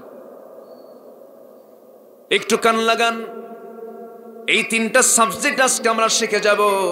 তিনটা কাজ আমরা শিখলে পরে আমল করলে সেই ব্যবসায় কোনো লস হবে না। কার কথা? আল্লাহর কথা। নাম্বার 2 হলো নামাজ কায়েমের সংগ্রাম করে। এর আগে আমাদের প্রয়োজন হলো 5 ওয়াক্ত নামাজ আমরা নিজের আগে পড়ব। রাজি আছি তো? একানা জামাতে, একানা জামাতে, বুঝে না না বুঝে, জেনে না না জেনে, সময় না অসময়ে, তাড়াতাড়ি না আস্তে আস্তে, আস্তে আস্তে বুঝে শুনে নামাজ পড়তে হবে। ওই লোকের মতো নামাজ পড়লে হবে না। এক বেচারি 5 ওয়াক্ত নামাজ মসজিদে পড়ে, তারই এক প্রতিবেশী আছে, সে হলো হিন্দু। সে হিন্দু লোকটা মসজিদের পাশেই তার বাড়ি, প্রত্যেক দিন মসজিদের সামনে দিয়ে যায় আর শুনতে পায় ইমামের মুখ থেকে সামি আল্লাহু লিমান হামিদা। তো হামিদা বারবার শুনতে শুনতে হিন্দু লোকের চিন্তা হলো নামাজের মধ্যে শুধু এক মহিলার নামে দোয়া পড়ে, হামিদা হামিদা। এই হামিদা মেয়েটা কার মেয়ে? এটা হিন্দুর চিন্তা। প্রশ্ন করবে কাকে? তার এক প্রতিবেশী, সে মুসলমান, তাকে বলল, ভাই তোমাদের ইমাম সাহেবের হলোটা কি? প্রত্যেক দিন নামাজের মধ্যে শুধু এক মহিলার নামে দোয়া পড়ে, হামিদা হামিদা মেয়েটা কার মেয়ে? এখন এই মুসল্লি বলতেছে, ভাই আমি 25 বছর যাবত বা জামাতে প্রথম কাতারি নামাজ পড়ি, আজ পর্যন্ত আমিও ঠিক মতো জানি না আসলে হামিদা মেয়েটা কার মেয়ে। তাহলে ওই হিন্দুর চিন্তা আর এই মুসলমানের চিন্তার মধ্যে কোনো তফাৎ আছে? আসতে বলেন, তফাৎ আছে। আজকে যদি নামাজে যদি নামাজটা বুঝতো, আজকে যদি প্রকৃত মুসলমান যদি নামাজটা বুঝতো, নামাজি কখনো মদের দোকান বানাতে পারতো না, নামাজি কখনো সুদের কারবার করতে পারতো না। সম্মানিত ভাইয়েরা, সম্মানিত বন্ধুগণ, নামাজ আমাকে অন্যায় কাজ থেকে বিরত রাখবে, এটা ঠিক আছে, কিন্তু যে নামাজ আমাকে অন্যায় কাজ থেকে দূরে রাখতে পারে না, অশ্লীল কাজ থেকে দূরে রাখতে পারে না, সেই নামাজ কোনো নামাজ নয়। নামাজি কখনো সুদখোর হতে, নামাজি কখনো বান্দার হক নষ্ট করতে পারে? হজ করতে যাচ্ছেন হাজী সাহেব, বন্ধের সম্পদ, মেয়েদের সম্পত্তি ছেলেকে লিখে দিয়ে যায়, আছে না? মনে হয় মৌলভীবাজার নাই, আছে? একটা ছেলে 5টা মেয়ে যদি মারা যায়, যাওয়ার আগ দিয়ে মেয়েদেরকে ডাক দিয়ে বলে, মা আমি তোমাদের বিয়ে দিছি, আমার একটা মাত্র ছেলে, তোমরা যে সম্পত্তি পাবে সেই সম্পত্তিগুলো আমি আমার ছেলের নামে লিখে দিতে চাই। ওর হজ করার দরকার আছে? আসতে বলো, দরকার আছে হজ করার? ও তো বুড়া শয়তান। আবার কিছু কিছু হাজি আছে, বাপ মারা গেছি, 1 যুগ হয়ে গেছে, 12 বছর হয়ে গেছে, বাপ মারা গেল, বোনরা সম্পত্তির ওয়ারিস হয়ে গেছে, কিন্তু বোনদেরকে সম্পদ বুঝায় দেয় না ভাইরা। অথচ সেই বোনের জায়গার ধানগুলো চষে চষে চাষাবাদ করে সেই ধানগুলো ভাই তার নিজের গলায় ভরায়, বোনের সম্পত্তিতে ধান লাগায় খায়, হজ করে, যাকাতও দেয়, কিন্তু বোনকে সম্পদ বুঝায় দেয় না। আমার বন্ধুগণ, এরকম হাজি আমার দেশে আছে না নাই বলেন? আসতে বলবেন না, আছে না নাই? আবার হাজিকে হাজি না বললে আবার মন খারাপ করে। ভাই এদিকে আসেন তো, ভাই বলো কেন? 6 লাখ টাকা খরচ করে হজ করে হাজি খ আসেন, এরকম আছে না নাই বলেন তো?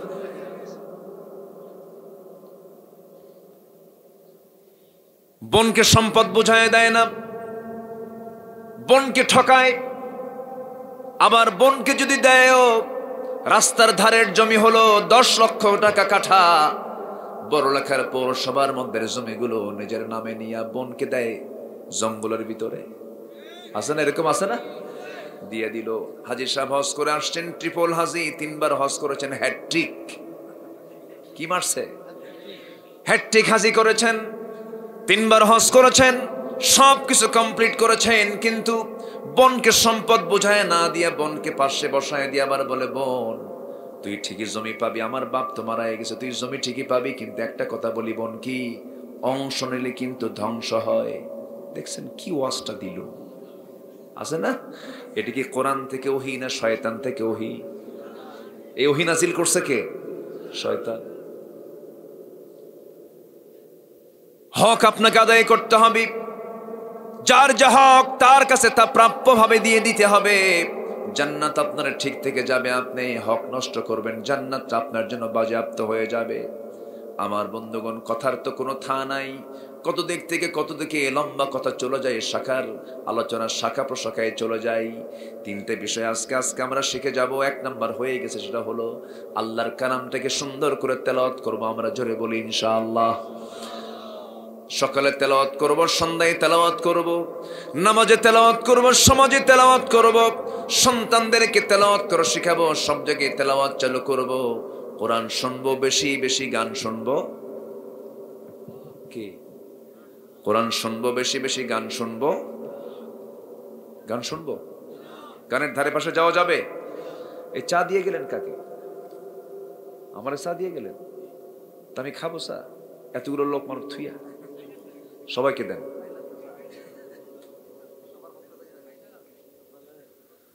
কি খাবো?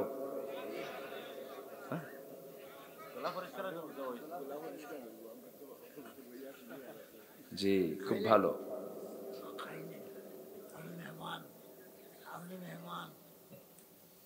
আমার পক্ষ থেকে উনি খাবেন। জি, না আমি খাবো না, ঠান্ডা হয়ে যাবে। তাছাড়া এই সবাই দেন তো, এই চা ওনার সবাইকে দিয়ে দেন।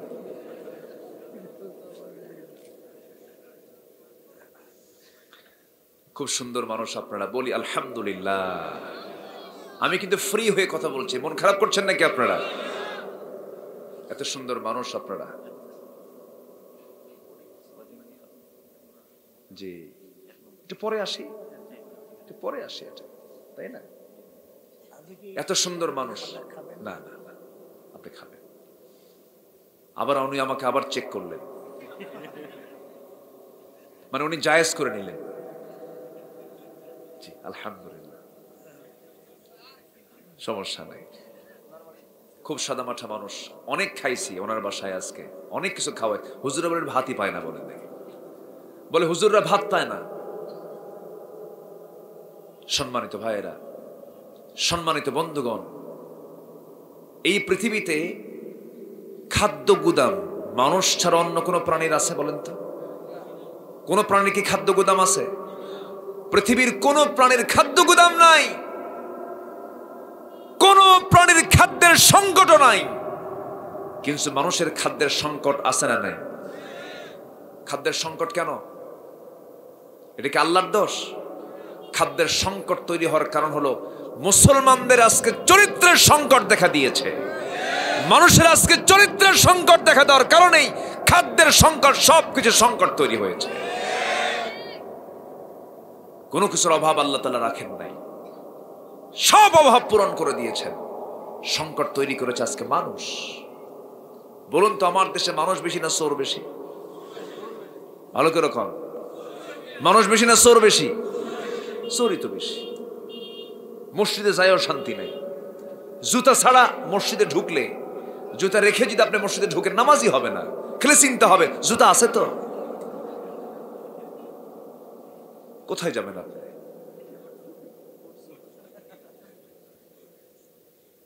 মোরা দাদিও ভোট দিয়া যায়, ঠিক কিনা? মোরা দাদি 30 বছর আগে মারা গেছে। কোথায় যাবেন আপনি? রাগ করতেছেন আপনারা? সম্মানিত ভাইয়েরা, আমরা নামাজটাকে সুন্দর করব। জোরে বলি ইনশাআল্লাহ। নামাজ পড়বো কয় ওয়াক্ত?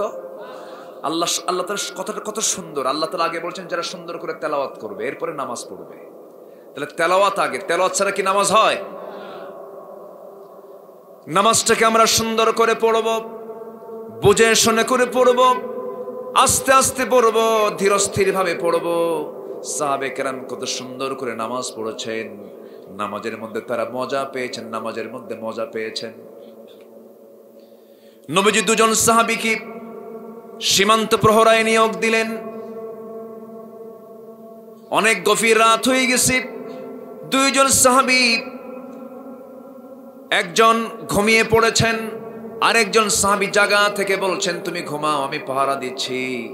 এমন সময় আব্বাদ এবং আম্মা রাদিয়াল্লাহু তাআলা আনহু, এমন সময় যিনি ঘুমিয়ে পড়েছেন, ঘুমন্ত সাহাবী, ঘুমের মধ্যে জাগ্রত সাহাবী আব্বাদ রাদিয়াল্লাহু তাআলা আনহু তিনি ওযু বানালেন। মনে মনে ভাবলেন খামাকা দাঁড়ায় থেকে লাভ কি? ওযু বানায় নামাজে দাঁড়ালেন, নামাজ শুরু করেছেন। দূর থেকে শত্রু পক্ষ তাকে টার্গেট করে ফেলেছে, দূর থেকে তীর মেরে দিয়েছে তাকে লক্ষ্য করে। একটা তীর এসে সোজা তার ডান পায়ে লাগলো। নামাজ তিনি ছাড়েন না। ওই অবস্থায় তিনি 1 রাকাত নামাজ পড়লেন।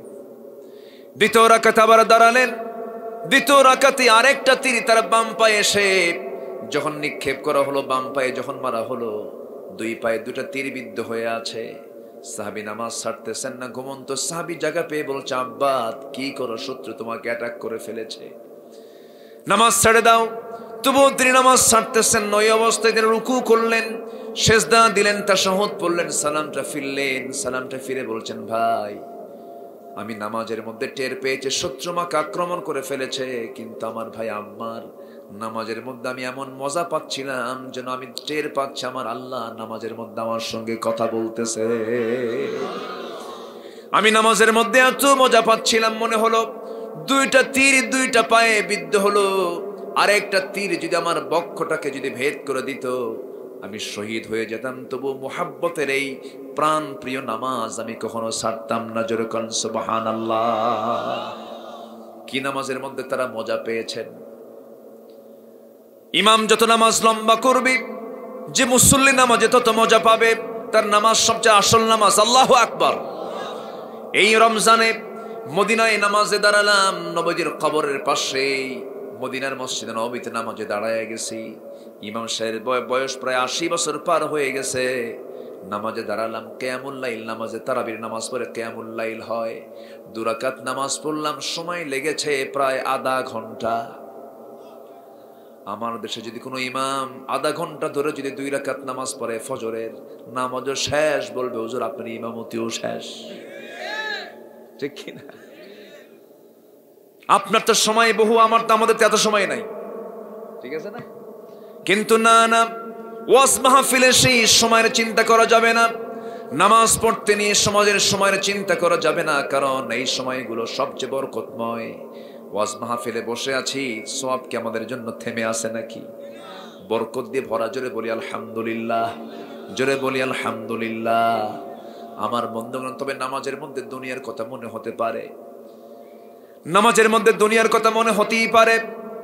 নামাজ কবুল হবে কিনা এমন প্রশ্ন এক সাহাবীর মনে হলো। রাসূলকে পেলেন না, সাইয়েদনা আলীকে ডাক দিয়ে বলছেন, আলী নামাজের মধ্যে মাঝে মাঝে দুনিয়ার কথা মনে হয়, নামাজ কি আমার কবুল হবে নাকি? সাইয়েদনা আলী শক্ত ফতোয়া দিলেন, নামাজ কবুল হবে না, যাও। সাহাবী চলে গেছেন। কিছুক্ষণ পরে রাসূল এসে বললেন, আলী তোমার কাছে কেউ আসছিল নাকি? এসেছিল, তুমি কি বলেছো? নামাজের মধ্যে দুনিয়ার কথা মনে হলে নামাজ কবুল হবে না। আমার রাসূল বললেন, তাই যদি হয় ও আলী, আমি তোমাকে এই মুহূর্তে একটা দায়িত্ব দেব, ওযু বানাবে সুন্দর করে, 2 রাকাত নফল নামাজ আদায় করবা। নামাজ আদায় শেষান্তে আমি তোমাকে আমার পক্ষ থেকে সুন্দর একটা চাদর উপহার দেব। সাইয়েদনা আলী খুব খুশি হলেন, ওযু বানালেন, নামাজে দাঁড়ায় গেলেন। প্রথম রাকাত খুব মনোযোগ দিলেন, দ্বিতীয় রাকাতে নামাজের মধ্যে হঠাৎ করে মনে করছেন রাসূল যে আমাকে চাদরখানা দিতে চাইলেন, সেই চাদরখানা মা আয়েশার ঘরের চাদর না মা হাফসার ঘরের চাদর। মন চলে গেছে কোথায়? সাহাবীর নামটা কি বলেন? সাইয়েদনা আলী। নামাজ শেষ করেছেন সাইয়েদনা আলী। আসসালামু আলাইকুম ওয়া রাহমাতুল্লাহ, আসসালামু আলাইকুম ওয়া রাহমাতুল্লাহ। সালাম ফিরে নবীর চোখের সঙ্গে আলীর চোখ পড়ে গেছে। নবীজিও মুস্কি মুস্কি হাসেন, আলীও মুস্কি মুস্কি হাসেন। রাসূল বলেন, আলী মুস্কি মুস্কি হাসো কেন, কি হয়েছে? হুজুর আপনি যেই কারণে আমিও সেই কারণে। রাসূল বলেন, আলী নামাজের মধ্যে দুনিয়ার কথা নাকি মনে হয় নামাজ কবুল হবে না, তোমার নামাজের খবর কি কও? আমার রাসূল বললেন, নামাজ কবুল হবে নামাজের মধ্যে যদি কোনো বেখেয়াল হয়ে যায়, রাকাত কম বেশি হয়ে যায়, কোনো ওয়াজিব কাজ যদি ছুটে চলে যায়, শেষ বৈঠকে বসে তাশাহুদ পড়ে ডান দিকে সালাম ফিরে দুইটা পেনাল্টি মেরে দিবা, সেজদা মেরে দিবা, আল্লাহ তোমার নামাজ আজ কবুল নামাজ হিসেবে গণ্য করবেন। জোরে কোন সুবহানাল্লাহ। আবার শিয়ালির নামাজের মনোযোগিতাও কম ছিল না। জিহাদের ময়দানে যুদ্ধ করতে গিয়ে পায়ের মধ্যে তীর ঢুকেছে, তীরটা হলো চোখা, যখন ঢুকে সহজেই ঢুকে যায় কিন্তু সহজে বের হয় না। সাইয়েদনা আলীর পা থেকে কেউ তীরটা বের করতে পারে না। সাহাবায়ে কেরাম নবীর কাছে পরামর্শ চাইতে গেলেন। রাসূল বললেন, শোনো আমি জানি আমার আলীর নামাজের মনোযোগিতা কেমন। আমার আলী যখন নামাজে দাঁড়াবে, নামাজরত অবস্থায় তার পা থেকে তোমরা নামাজের মধ্যে তীরটা টান মেরে বের করে নিবা। সাইয়েদনা আলী নামাজে দাঁড়াইছেন, নবীর পরামর্শক্রমে পিছন দিক থেকে কয়েকজন সাহাবী গিয়ে তার পা থেকে টান মেরে তীরটা বের করতেছে। তীর যখন টান মেরে বের করতে নিলেন, সাহাবায়ে কেরাম রক্তগুলো গড়ে গড়ে পড়ে, গোশত কিছু খসে খসে আসে, কিন্তু আলীর মুখ থেকে নামাজের মধ্যে বিন্দু পরিমাণ কোনো আওয়াজ বের হয় নাই। নামাজ শেষ করেছেন আলী। শেষ করার পরে পায়ের দিকে তাকায় দেখেন যন্ত্রণার বিদ্যুদায়ক সেই তীরটা তার পায়ের ভিতরে নাই। প্রশ্ন করেন, ভাইয়েরা, নামাজ শুরু করেছিলাম যন্ত্রণা বিদ্যুদায়ক সেই তীর বিদ্ধ পা নিয়া, নামাজ শেষে সেই বিদ্যুদায়ক তীরটা তো আমার পায়ের মধ্যে নাই, সেই তীর বিদ্ধ সেই তীরটা কোথায় গেল? বলো, হলো আলী, নামাজের মধ্যে আমরা তোমার পা থেকে টান মেরে তীরটা বের করে নিয়েছি। আলী বলেন, আল্লাহর নামের কসম করে বলি, তোমরা নামাজের মধ্যে আমার পা থেকে কখন তীরটা বের করে নিয়েছ আমি আলী বিন্দু পরিমাণ টের পাই নাই। জোরে কোন সুবহানাল্লাহ, আরো জোরে বলি সুবহানাল্লাহ। নামাজকে আমরা সুন্দর করব, যার নামাজ যত সুন্দর তার ঈমান তত সুন্দর, যার নামাজ যত যত্নশীল তার ঈমান তত যত্নশীল।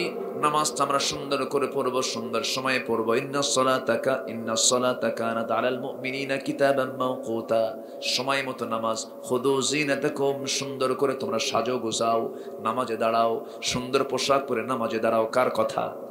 আসতে বলবেন না, কার কথা? মসজিদ বেশি দরকার না মুসল্লি বেশি দরকার? বলেন, মসজিদ বেশি দরকার না মুসল্লি বেশি দরকার? আসল মুসল্লি আসরের মুসল্লি না ফজরের মুসল্লি? বলেন, জোহরের না ফজরের? যার ফজর শুরু হবে নামাজ দিয়ে তার নামাজ সবচেয়ে সুন্দর। আল্লাহু আকবার বলেন। 5 ওয়াক্ত নামাজ পড়বেন কারা কারা? হাত তুলে দেখান দেখি। জোরে বলি ইয়া আল্লাহ, আরো জোরে ইয়া আল্লাহ। আমাদেরকে 5 ওয়াক্ত সালাত আদায় করার তৌফিক তুমি আল্লাহ দিয়া দাও। জোরে বলি আমিন, আরো জোরে আমিন। হাত নামান। নামাজ তো পড়বো আমরা, এখন নামাজ কায়েমের দরকার আছে না নাই? নামাজ কায়েম কি এমনি এমনি হবে? নামাজ কায়েম কি এমনি এমনি হবে? নামাজ কায়েমের জন্য নবীজির দাঁত ভাঙ্গা সুন্নতকে মানতে হবে। মিষ্টি খাওয়া সুন্নত মুনাফিকও মানে, টুপি পড়া সুন্নত মুনাফিকও মানে, দাড়ি রাখা সুন্নত মুনাফিকও মানে, দুপুরের পর ঘুম পাড়া সুন্নত এটা কাফেরও মানে, কি বলে, মুনাফিকও মানে, মিসওয়াক করা সুন্নত এটা মুনাফিকও মানে। কিন্তু দাঁত ভাঙ্গা সুন্নত, রক্ত ঝরানো সুন্নত, দিন কায়েমের জন্য কোমর ভাঙ্গা সুন্নত, এটা মুনাফিকরা মানতে চায় না, ঠিক কিনা? সম্মানিত ভাইয়েরা, নামাজ এমনি সমাজে চালু হয়নি। সমাজে নামাজ চালু করার জন্য আমার রাসূলকে প্রথমে ঘর ছাড়তে হয়েছে। কি ছাড়তে হয়েছে? ঘর। আমার নবীর ঘর ছিল প্রথম কোথায়? বলেন কোথায় ছিল? বলেন কোথায়? সেখান থেকে তিনি হিজরত করে আসলেন কোথায়? দিনের আলোতে না রাতের আধারে? প্রকাশ্যে না আড়ালে? বলে বলে না না বলে? বলে বলে না লুকায়া? লুকায়া, শত্রুর চক্ষু আড়াল করে বিশ্বনবীর মতো মানুষ নিজের ঘর বাড়ি ছাড়লেন, জাবেলে সূর এ আশ্রয় নিলেন। 3টা দিন 3টা রাত সেখানে না খেয়ে কাটালেন। মদিনায় চলে গেলেন। মক্কায় দাওয়াতি কাজ বন্ধ হলো, নবীর বিরুদ্ধে রাষ্ট্রদ্রোহিতার মামলা হলো, হিজরত করতে বাধ্য হলেন। রাসূল কান্দেন আর বলেন, কাবা, তোর সঙ্গে আমার জীবনের বিশাল একটি সময় আমি কাটিয়ে দিলাম। 53 বছর থাকার খুব শখ ছিল, কিন্তু তোর প্রতিবেশীগুলো ভালো না, পারলাম না। কাবার দিকে তাকান, ফিরে ফিরে তাকান, আর চোখের পানি ফেলে ফেলে কাঁদেন, আর মদিনার দিকে রওনা দেন। নবীজির মদিনা হলো সেখান থেকে উত্তর দিক, রাসূল চলে যান দক্ষিণ দিক। জাবেলে সূরে গিয়ে তিনি আশ্রয় নিলেন। আবু জেহেলরা বলল, দেখো তো মুহাম্মদ এখনো মক্কার আশপাশ থেকে এখনো দূরে যেতে পারে নাই, আশপাশেই আছে। রাসূল টেকনিক করে উল্টা দিকে চলে গেছেন। জাবেলে সূর আল্লাহ তাআলা আমাকে দেখার সুযোগ করে দিয়েছেন, আমি যাই। নবীজির স্মৃতিধন্য সেই, যেখানে নবীজির পার ধুলি পড়েছে, পার চিহ্ন পড়েছে, সেই জায়গাগুলো আমি ঘুরি, যাই। সবাইকে আল্লাহ তাআলা যাওয়ার তৌফিক দান করুন। 3 দিন 3 রাত সেখানে থাকলেন। বালিশ ছিল, কাঁথা ছিল, বাতি ছিল, খাবার ছিল, কিছুই ছিল না। বিশ্বনবীর মতো মানুষ, যাকে আল্লাহ তাআলা আরশ আজিমের মেহমান বানান, সুবহানাল্লাহ বলবেন না? না খাওয়া রাসূল সাল্লাল্লাহু আলাইহি ওয়াসাল্লাম। চলে গেলেন ইন্নাল্লাযীনা আমানু ওয়াল্লাযীনা হাজারু ওয়াজাহাদু ফি সাবিলিল্লাহ। শুধু ঈমান আনবেন, হিজরতের চিন্তা মাথায় থাকবে না, জিহাদের চিন্তা মাথায় থাকবে না, আপনার জন্য এখনো ঈমান ভালো করে আনা হয় নাই, ঠিক কি না? চলে গেলেন মদিনায়। মদিনায় গিয়ে কি আরামে ঘুম পাড়তে পারছেন? ইহুদিরা চতুর্দিকে ছিল। এই কারা ছিল? সেই ইহুদি আজও আছে না নাই? আজকে মুসলমানদের প্রথম কিবলা বাইতুল আকসাকে অবরুদ্ধ করে রেখেছে ওই ইহুদির বাচ্চারা। 200 কোটি মুসলমানের দুনিয়ায় 1.5 কোটি ইহুদি আল্লাহর প্রথম ঘর, প্রথম কিবলা বাইতুল আকসাকে অবরুদ্ধ করে রেখেছে। মুসলমান নাকে তেল দিয়ে ঘুমায় আর কয় এত জিকির করলে এত সওয়াব, এত লাখ কোটি গুণ সওয়াব। এত সস্তা জান্নাত নয়। আপনি ভাববেন না দোয়ার মধ্য দিয়ে শুধু বাইতুল আকসা আমাদের হাতে আসবে। নবীজির দাঁত ভাঙ্গা সুন্নাত, কবর ভাঙ্গা সুন্নাত আদায়ের মধ্য দিয়ে বাইতুল আকসার উদ্ধার করা সম্ভব মুসলমানদের, ঠিক কি না? সম্মানিত ভাইয়েরা, যে মুসলমান শত্রুকে চিহ্নিত করতে পারে না তার ঈমান এখনো ভালো করে আনা হয় নাই। মুসলমানের শত্রু আছে না নাই? আসতে বলবেন না, আছে না নাই? 1 নম্বর শত্রু হলো মুনাফিক। 1 নম্বর শত্রুকে আমার দেশে সেই মুনাফিকরা নাই। হ্যাঁ, আসতে বলবেন না, আছে না নাই? 200 টাকা দিলে পরে ঈমান বেঁচে খায়, আছে না? এই যে 200 টাকা দিলাম, যাও। আপনি যারে রায় দিলেন ও যদি মদ খায়, ওই মদ খাওয়ার গুনাহ তোর আমলনামায় যাবে। আমার কথা কি বুঝে আসে? আমার ভাইরা, নামাজ কায়েমের সংগ্রাম করতে হবে। নামাজ শুধু নিজে পড়লে হবে না। নামাজ যদি আজকে সমাজে চালু হয়ে যেত, চুরি থাকতো না, ডাকাতি থাকতো না, সন্ত্রাসী থাকতো না, সবকিছু ঠিক হয়ে যেত। ওয়াদাটা দিয়েছেন কে বলেন? আসতে বলবেন না, কে দিয়েছেন ওয়াদা? আল্লাহ দিয়ে দিয়েছেন। এই দিন তো কায়েম এমনি এমনি হয় নাই, অনেক ত্যাগের মধ্য দিয়ে হয়েছে। বদর পাড়ি দিতে হয়েছে, উহুদ পাড়ি দিতে হয়েছে, খন্দক পাড়ি দিতে হয়েছে। বদরের প্রান্তর মাত্র 1 বছর যেতে না যেতেই নবীজি মক্কা থেকে মদিনায় চলে আসলেন। 1 বছর যায় নাই, রোজা ফরজ হয়ে গেছে। কি হয়েছে? রোজা ফরজ হয়ে গেছে দ্বিতীয় হিজরিতে। রোজা যখন ফরজ হলো, 16টা রোজা সাহাবে কেরাম রেখেছেন। নবীজির কানে সংবাদ চলে এলো, কুরাইশরা মক্কা থেকে 350 মাইল 450 মাইল ডিঙ্গিয়ে তারা বদর প্রান্তর পর্যন্ত 1000 সৈন্য নিয়ে তারা জমা হয়েছে। নবীজির কানে যখন সংবাদ চলে গেল, রাসূল বললেন, সাহাবীরা কে আছো? আমার সঙ্গে বাতিলদের মোকাবেলায় যাবে। 313 জন সাহাবী রেডি হয়ে গেছেন। এর মধ্যে ছোট্ট 2টা বাচ্চা, মদিনার আফরার ছেলে 2 জন, মুআজ 2 জন নবীর সামনে দাঁড়িয়ে বলে, হুজুর সৈন্য সংখ্যা নাকি কম, আমাদেরকে পারমিশন দিয়ে দেন। রাসূল বলেন, কেমন করে দেব রে? হাতে তোদের কোনো শক্তি নেই, বাহুবল নাই, তরবারি হাতে নিতে পারবি না। বড়জন বলে, হুজুর আমি ওর চাইতে বড়, অন্তত আপনি আমাকে একজনকে আপনি অনুমতি দিয়ে দেন। ছোটজন বলে, ইয়া রাসূলুল্লাহ, বড় ভাইকে পারমিশন দিলে আমাকেও দিতে হবে, কারণ ও শুধু লম্বা, গায়ের শক্তি আমার বেশি। যেরকম সুবহানাল্লাহ। দিন কায়েমের কি চিন্তা তাদের মাথায় ছিল। নবীজি 2 জনকে কুস্তি লাগায় দিলেন। কুস্তিতে বড়জন ছোটজনকে নিচে ফেলে দিল। ছোটজন নিচ থেকে আস্তে করে তার কানটা মুখের মধ্যে নিয়ে এসে কানের মধ্যে মুখ ঢোকায় বলে, ভাই তুই তো আমার চাইতে বড়, আমি কি তোর সঙ্গে পারি নাকি?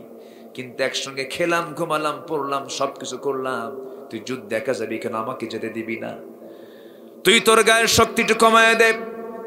বুকুর উপর উঠে রাসূলের সামনে তিনি মুস্কি মুস্কি হাসি মারলেন। রাসূল 2 জনের অবস্থাগুলো দেখে 2 জনকে কাছে নিয়ে বলছেন, আল্লাহ, এই 2 জনের গায়ের শক্তি নাই, কিন্তু ইমানের শক্তি আছে, আমি 2 জনকে যুদ্ধের পারমিশন দিয়ে দিলাম।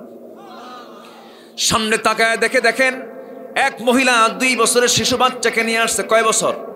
2 বছরের শিশু বাচ্চাকে নবীর সামনে হাজির করে বলে, হুজুর আমার বড় কোনো সন্তান নাই যে জিহাদে পাঠাবো, এই ছোট্ট 2 বাচ্চার শিশু, 2 বছর বাচ্চার শিশুকে নিয়ে আসলাম, আপনার কোলে দিয়ে যাচ্ছি, যুদ্ধের ঢাল বানায় নিয়ে।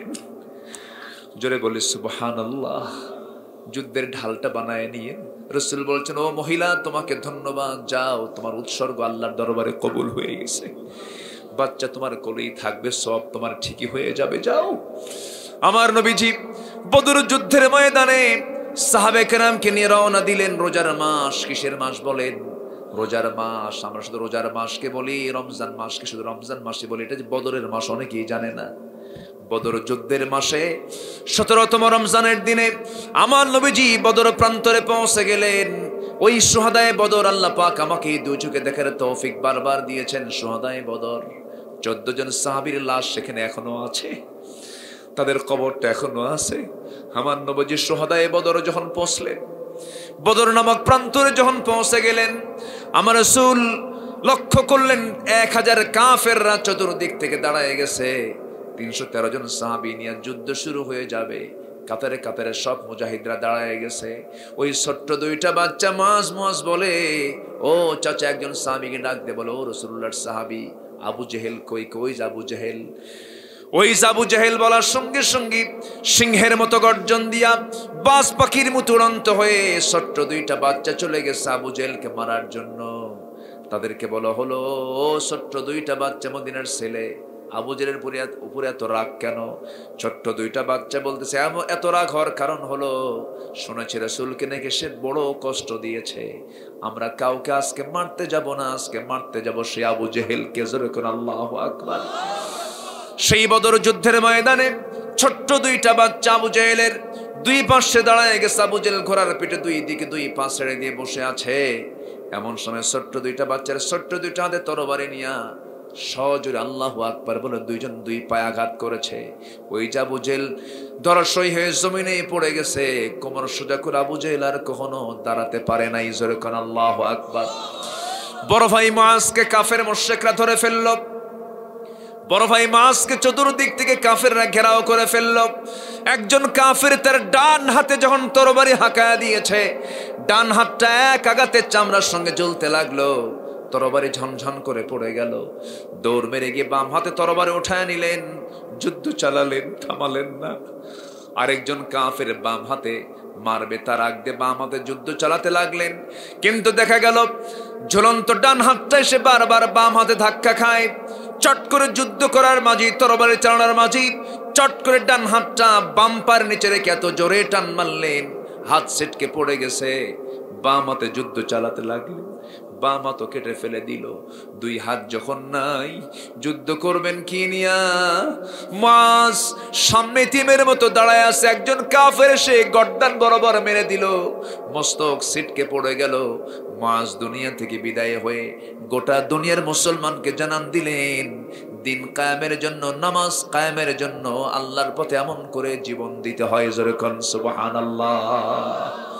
আমার বন্ধুগণ, আমার ভাইরা, এই জন্য বলি তিনটা কাজে কোনো লস নাই। নাম্বার 1 হলো আল্লাহর কালামকে আমরা সুন্দর করে তেলাওয়াত করব, কোরআনকে আমরা লালন করব, কোরআনকে আমরা যত্ন করব। নাম্বার 2 হলো নামাজ কায়েমের কাজ আমরা করব।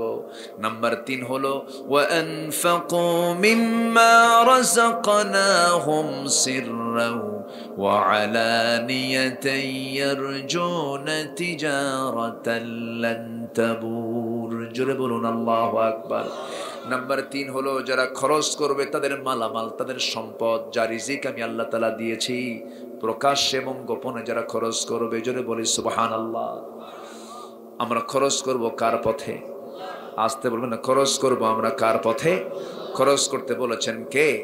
ওমিম্মা রাযাকনাহুম ইউনফিকুন। মুত্তাকির যতগুলো গুণ আছে এর মধ্যে একটা অন্যতম গুণ হলো যা আল্লাহ তাআলা বান্দাকে দিয়েছেন তা থেকে কিছু খরচ করা কার পথে? আসতে বলবেন না, কার পথে? সবাইকে খরচ করতে রাজি আছি না ইনশাআল্লাহ? আল্লাহ কবুল করুন। জোরে বলি আমিন। আরো জোরে আমিন, আরো জোরে আমিন। আমার নবীজি যখন খরচের কথা বলতেন, সাহাবায়ে কেরাম সব কম্পিটিশন নিয়ে সামনে দাঁড়ায় যেতেন। আবার ইসলাম কিন্তু কঠিনও না, ইসলাম মানলে খুবই সহজ। আমরা মানবো, জোরে বলি ইনশাআল্লাহ। এক সাহাবী রমজান মাসে স্ত্রী সহবাস করে ফেলেছেন দিনের বেলা। স্ত্রী সহবাস যদি কেউ করে, নিজের স্ত্রী, যা জায়েজ, রমজান মাসে যদি কেউ স্ত্রী সহবাস, রোজা অবস্থায়, রোজা হবে না ভেঙ্গে যাবে? এবং সাথে কি তার জন্য কাফারা আছে না নাই? আছে। নবীর কাছে এসে দৌড় মেরে এসে বললেন, হুজুর আমি তো কাম সারছে কি, স্ত্রী সহবাস করে ফেলছি। রাসূল বললেন, সাহাবী স্ত্রীর সহবাস যদি করে থাকো, তোমার প্রতি আমার হুকুম হলো, আল্লাহর হুকুম হলো, একটানা 60টা রোজা রাখবা। হুজুর পারবো না, সেই শক্তি সামর্থ্য আমার নাই। তাহলে 60টা মিসকিনকে তুমি খাওয়াবা। হুজুর এই সামর্থ্য আমার নাই। নবীজি চুপ মেরে আসেন, তার আর কোনো সামর্থ্য নাই, যে তখন কি বলবেন। এমন সময় একজন 1 কার্টুন খেজুর নিয়ে চলে আসছে নবীর সামনে। রাসূল বললেন, এই যে খেজুর 1 কার্টুন নিয়ে আসছে, আমি তোমাকে এটা দান করলাম, যাও 1 কার্টুন খেজুর তুমি সবাইকে দান করো, আল্লাহ তোমার এই জন্য কাফারা আদায় করে, আল্লাহ তাআলা এই কাফারা, এটাকে কাফারা হিসেবে কবুল করে নেবেন, যাও। এই সাহাবী বলছেন, ইয়া রাসূলুল্লাহ, আপনি যে আমাকে খেজুরগুলো আপনি বন্টন করতে বলতেছেন, আমার জানা মতে আমার চাইতে বড় গরিব মানুষ এই সমাজ আর কেউ নাই, আমার পরিবারগুলো না খেয়ে থাকে। রাসূল মুস্কি হাসি মেরে বললেন, যা এই খেজুরগুলো তোরাই খা, যা তুই তোর পরিবার কিনে খা। জোরে খান সুবহানাল্লাহ। তাহলে প্রথমে কি হলো? প্রথমে 60টা রোজা রাখতে হবে, তাও মাফ। তারপরে 60টা মিসকিনকে খাওয়াতে হবে, তাও মাফ। খেজুর আসছে 1 কার্টুন, যাও সবাইকে এটা বন্টন করো। হুজুর ওরা যে গরিব, তার চেয়ে গরিব আমি। রাসূল তুই খা, যা নিয়ে যা। যেরকম সুবহানাল্লাহ। রাসূল কত সহজ করে দিয়েছেন। আমরা দিনকে মানবো জীবনের এক জায়গায় না সব জায়গায়, এক জায়গায় না সব জায়গায়। আল্লাহ তুমি কবুল করো, জোরে বলি আল্লাহুম্মা আমিন।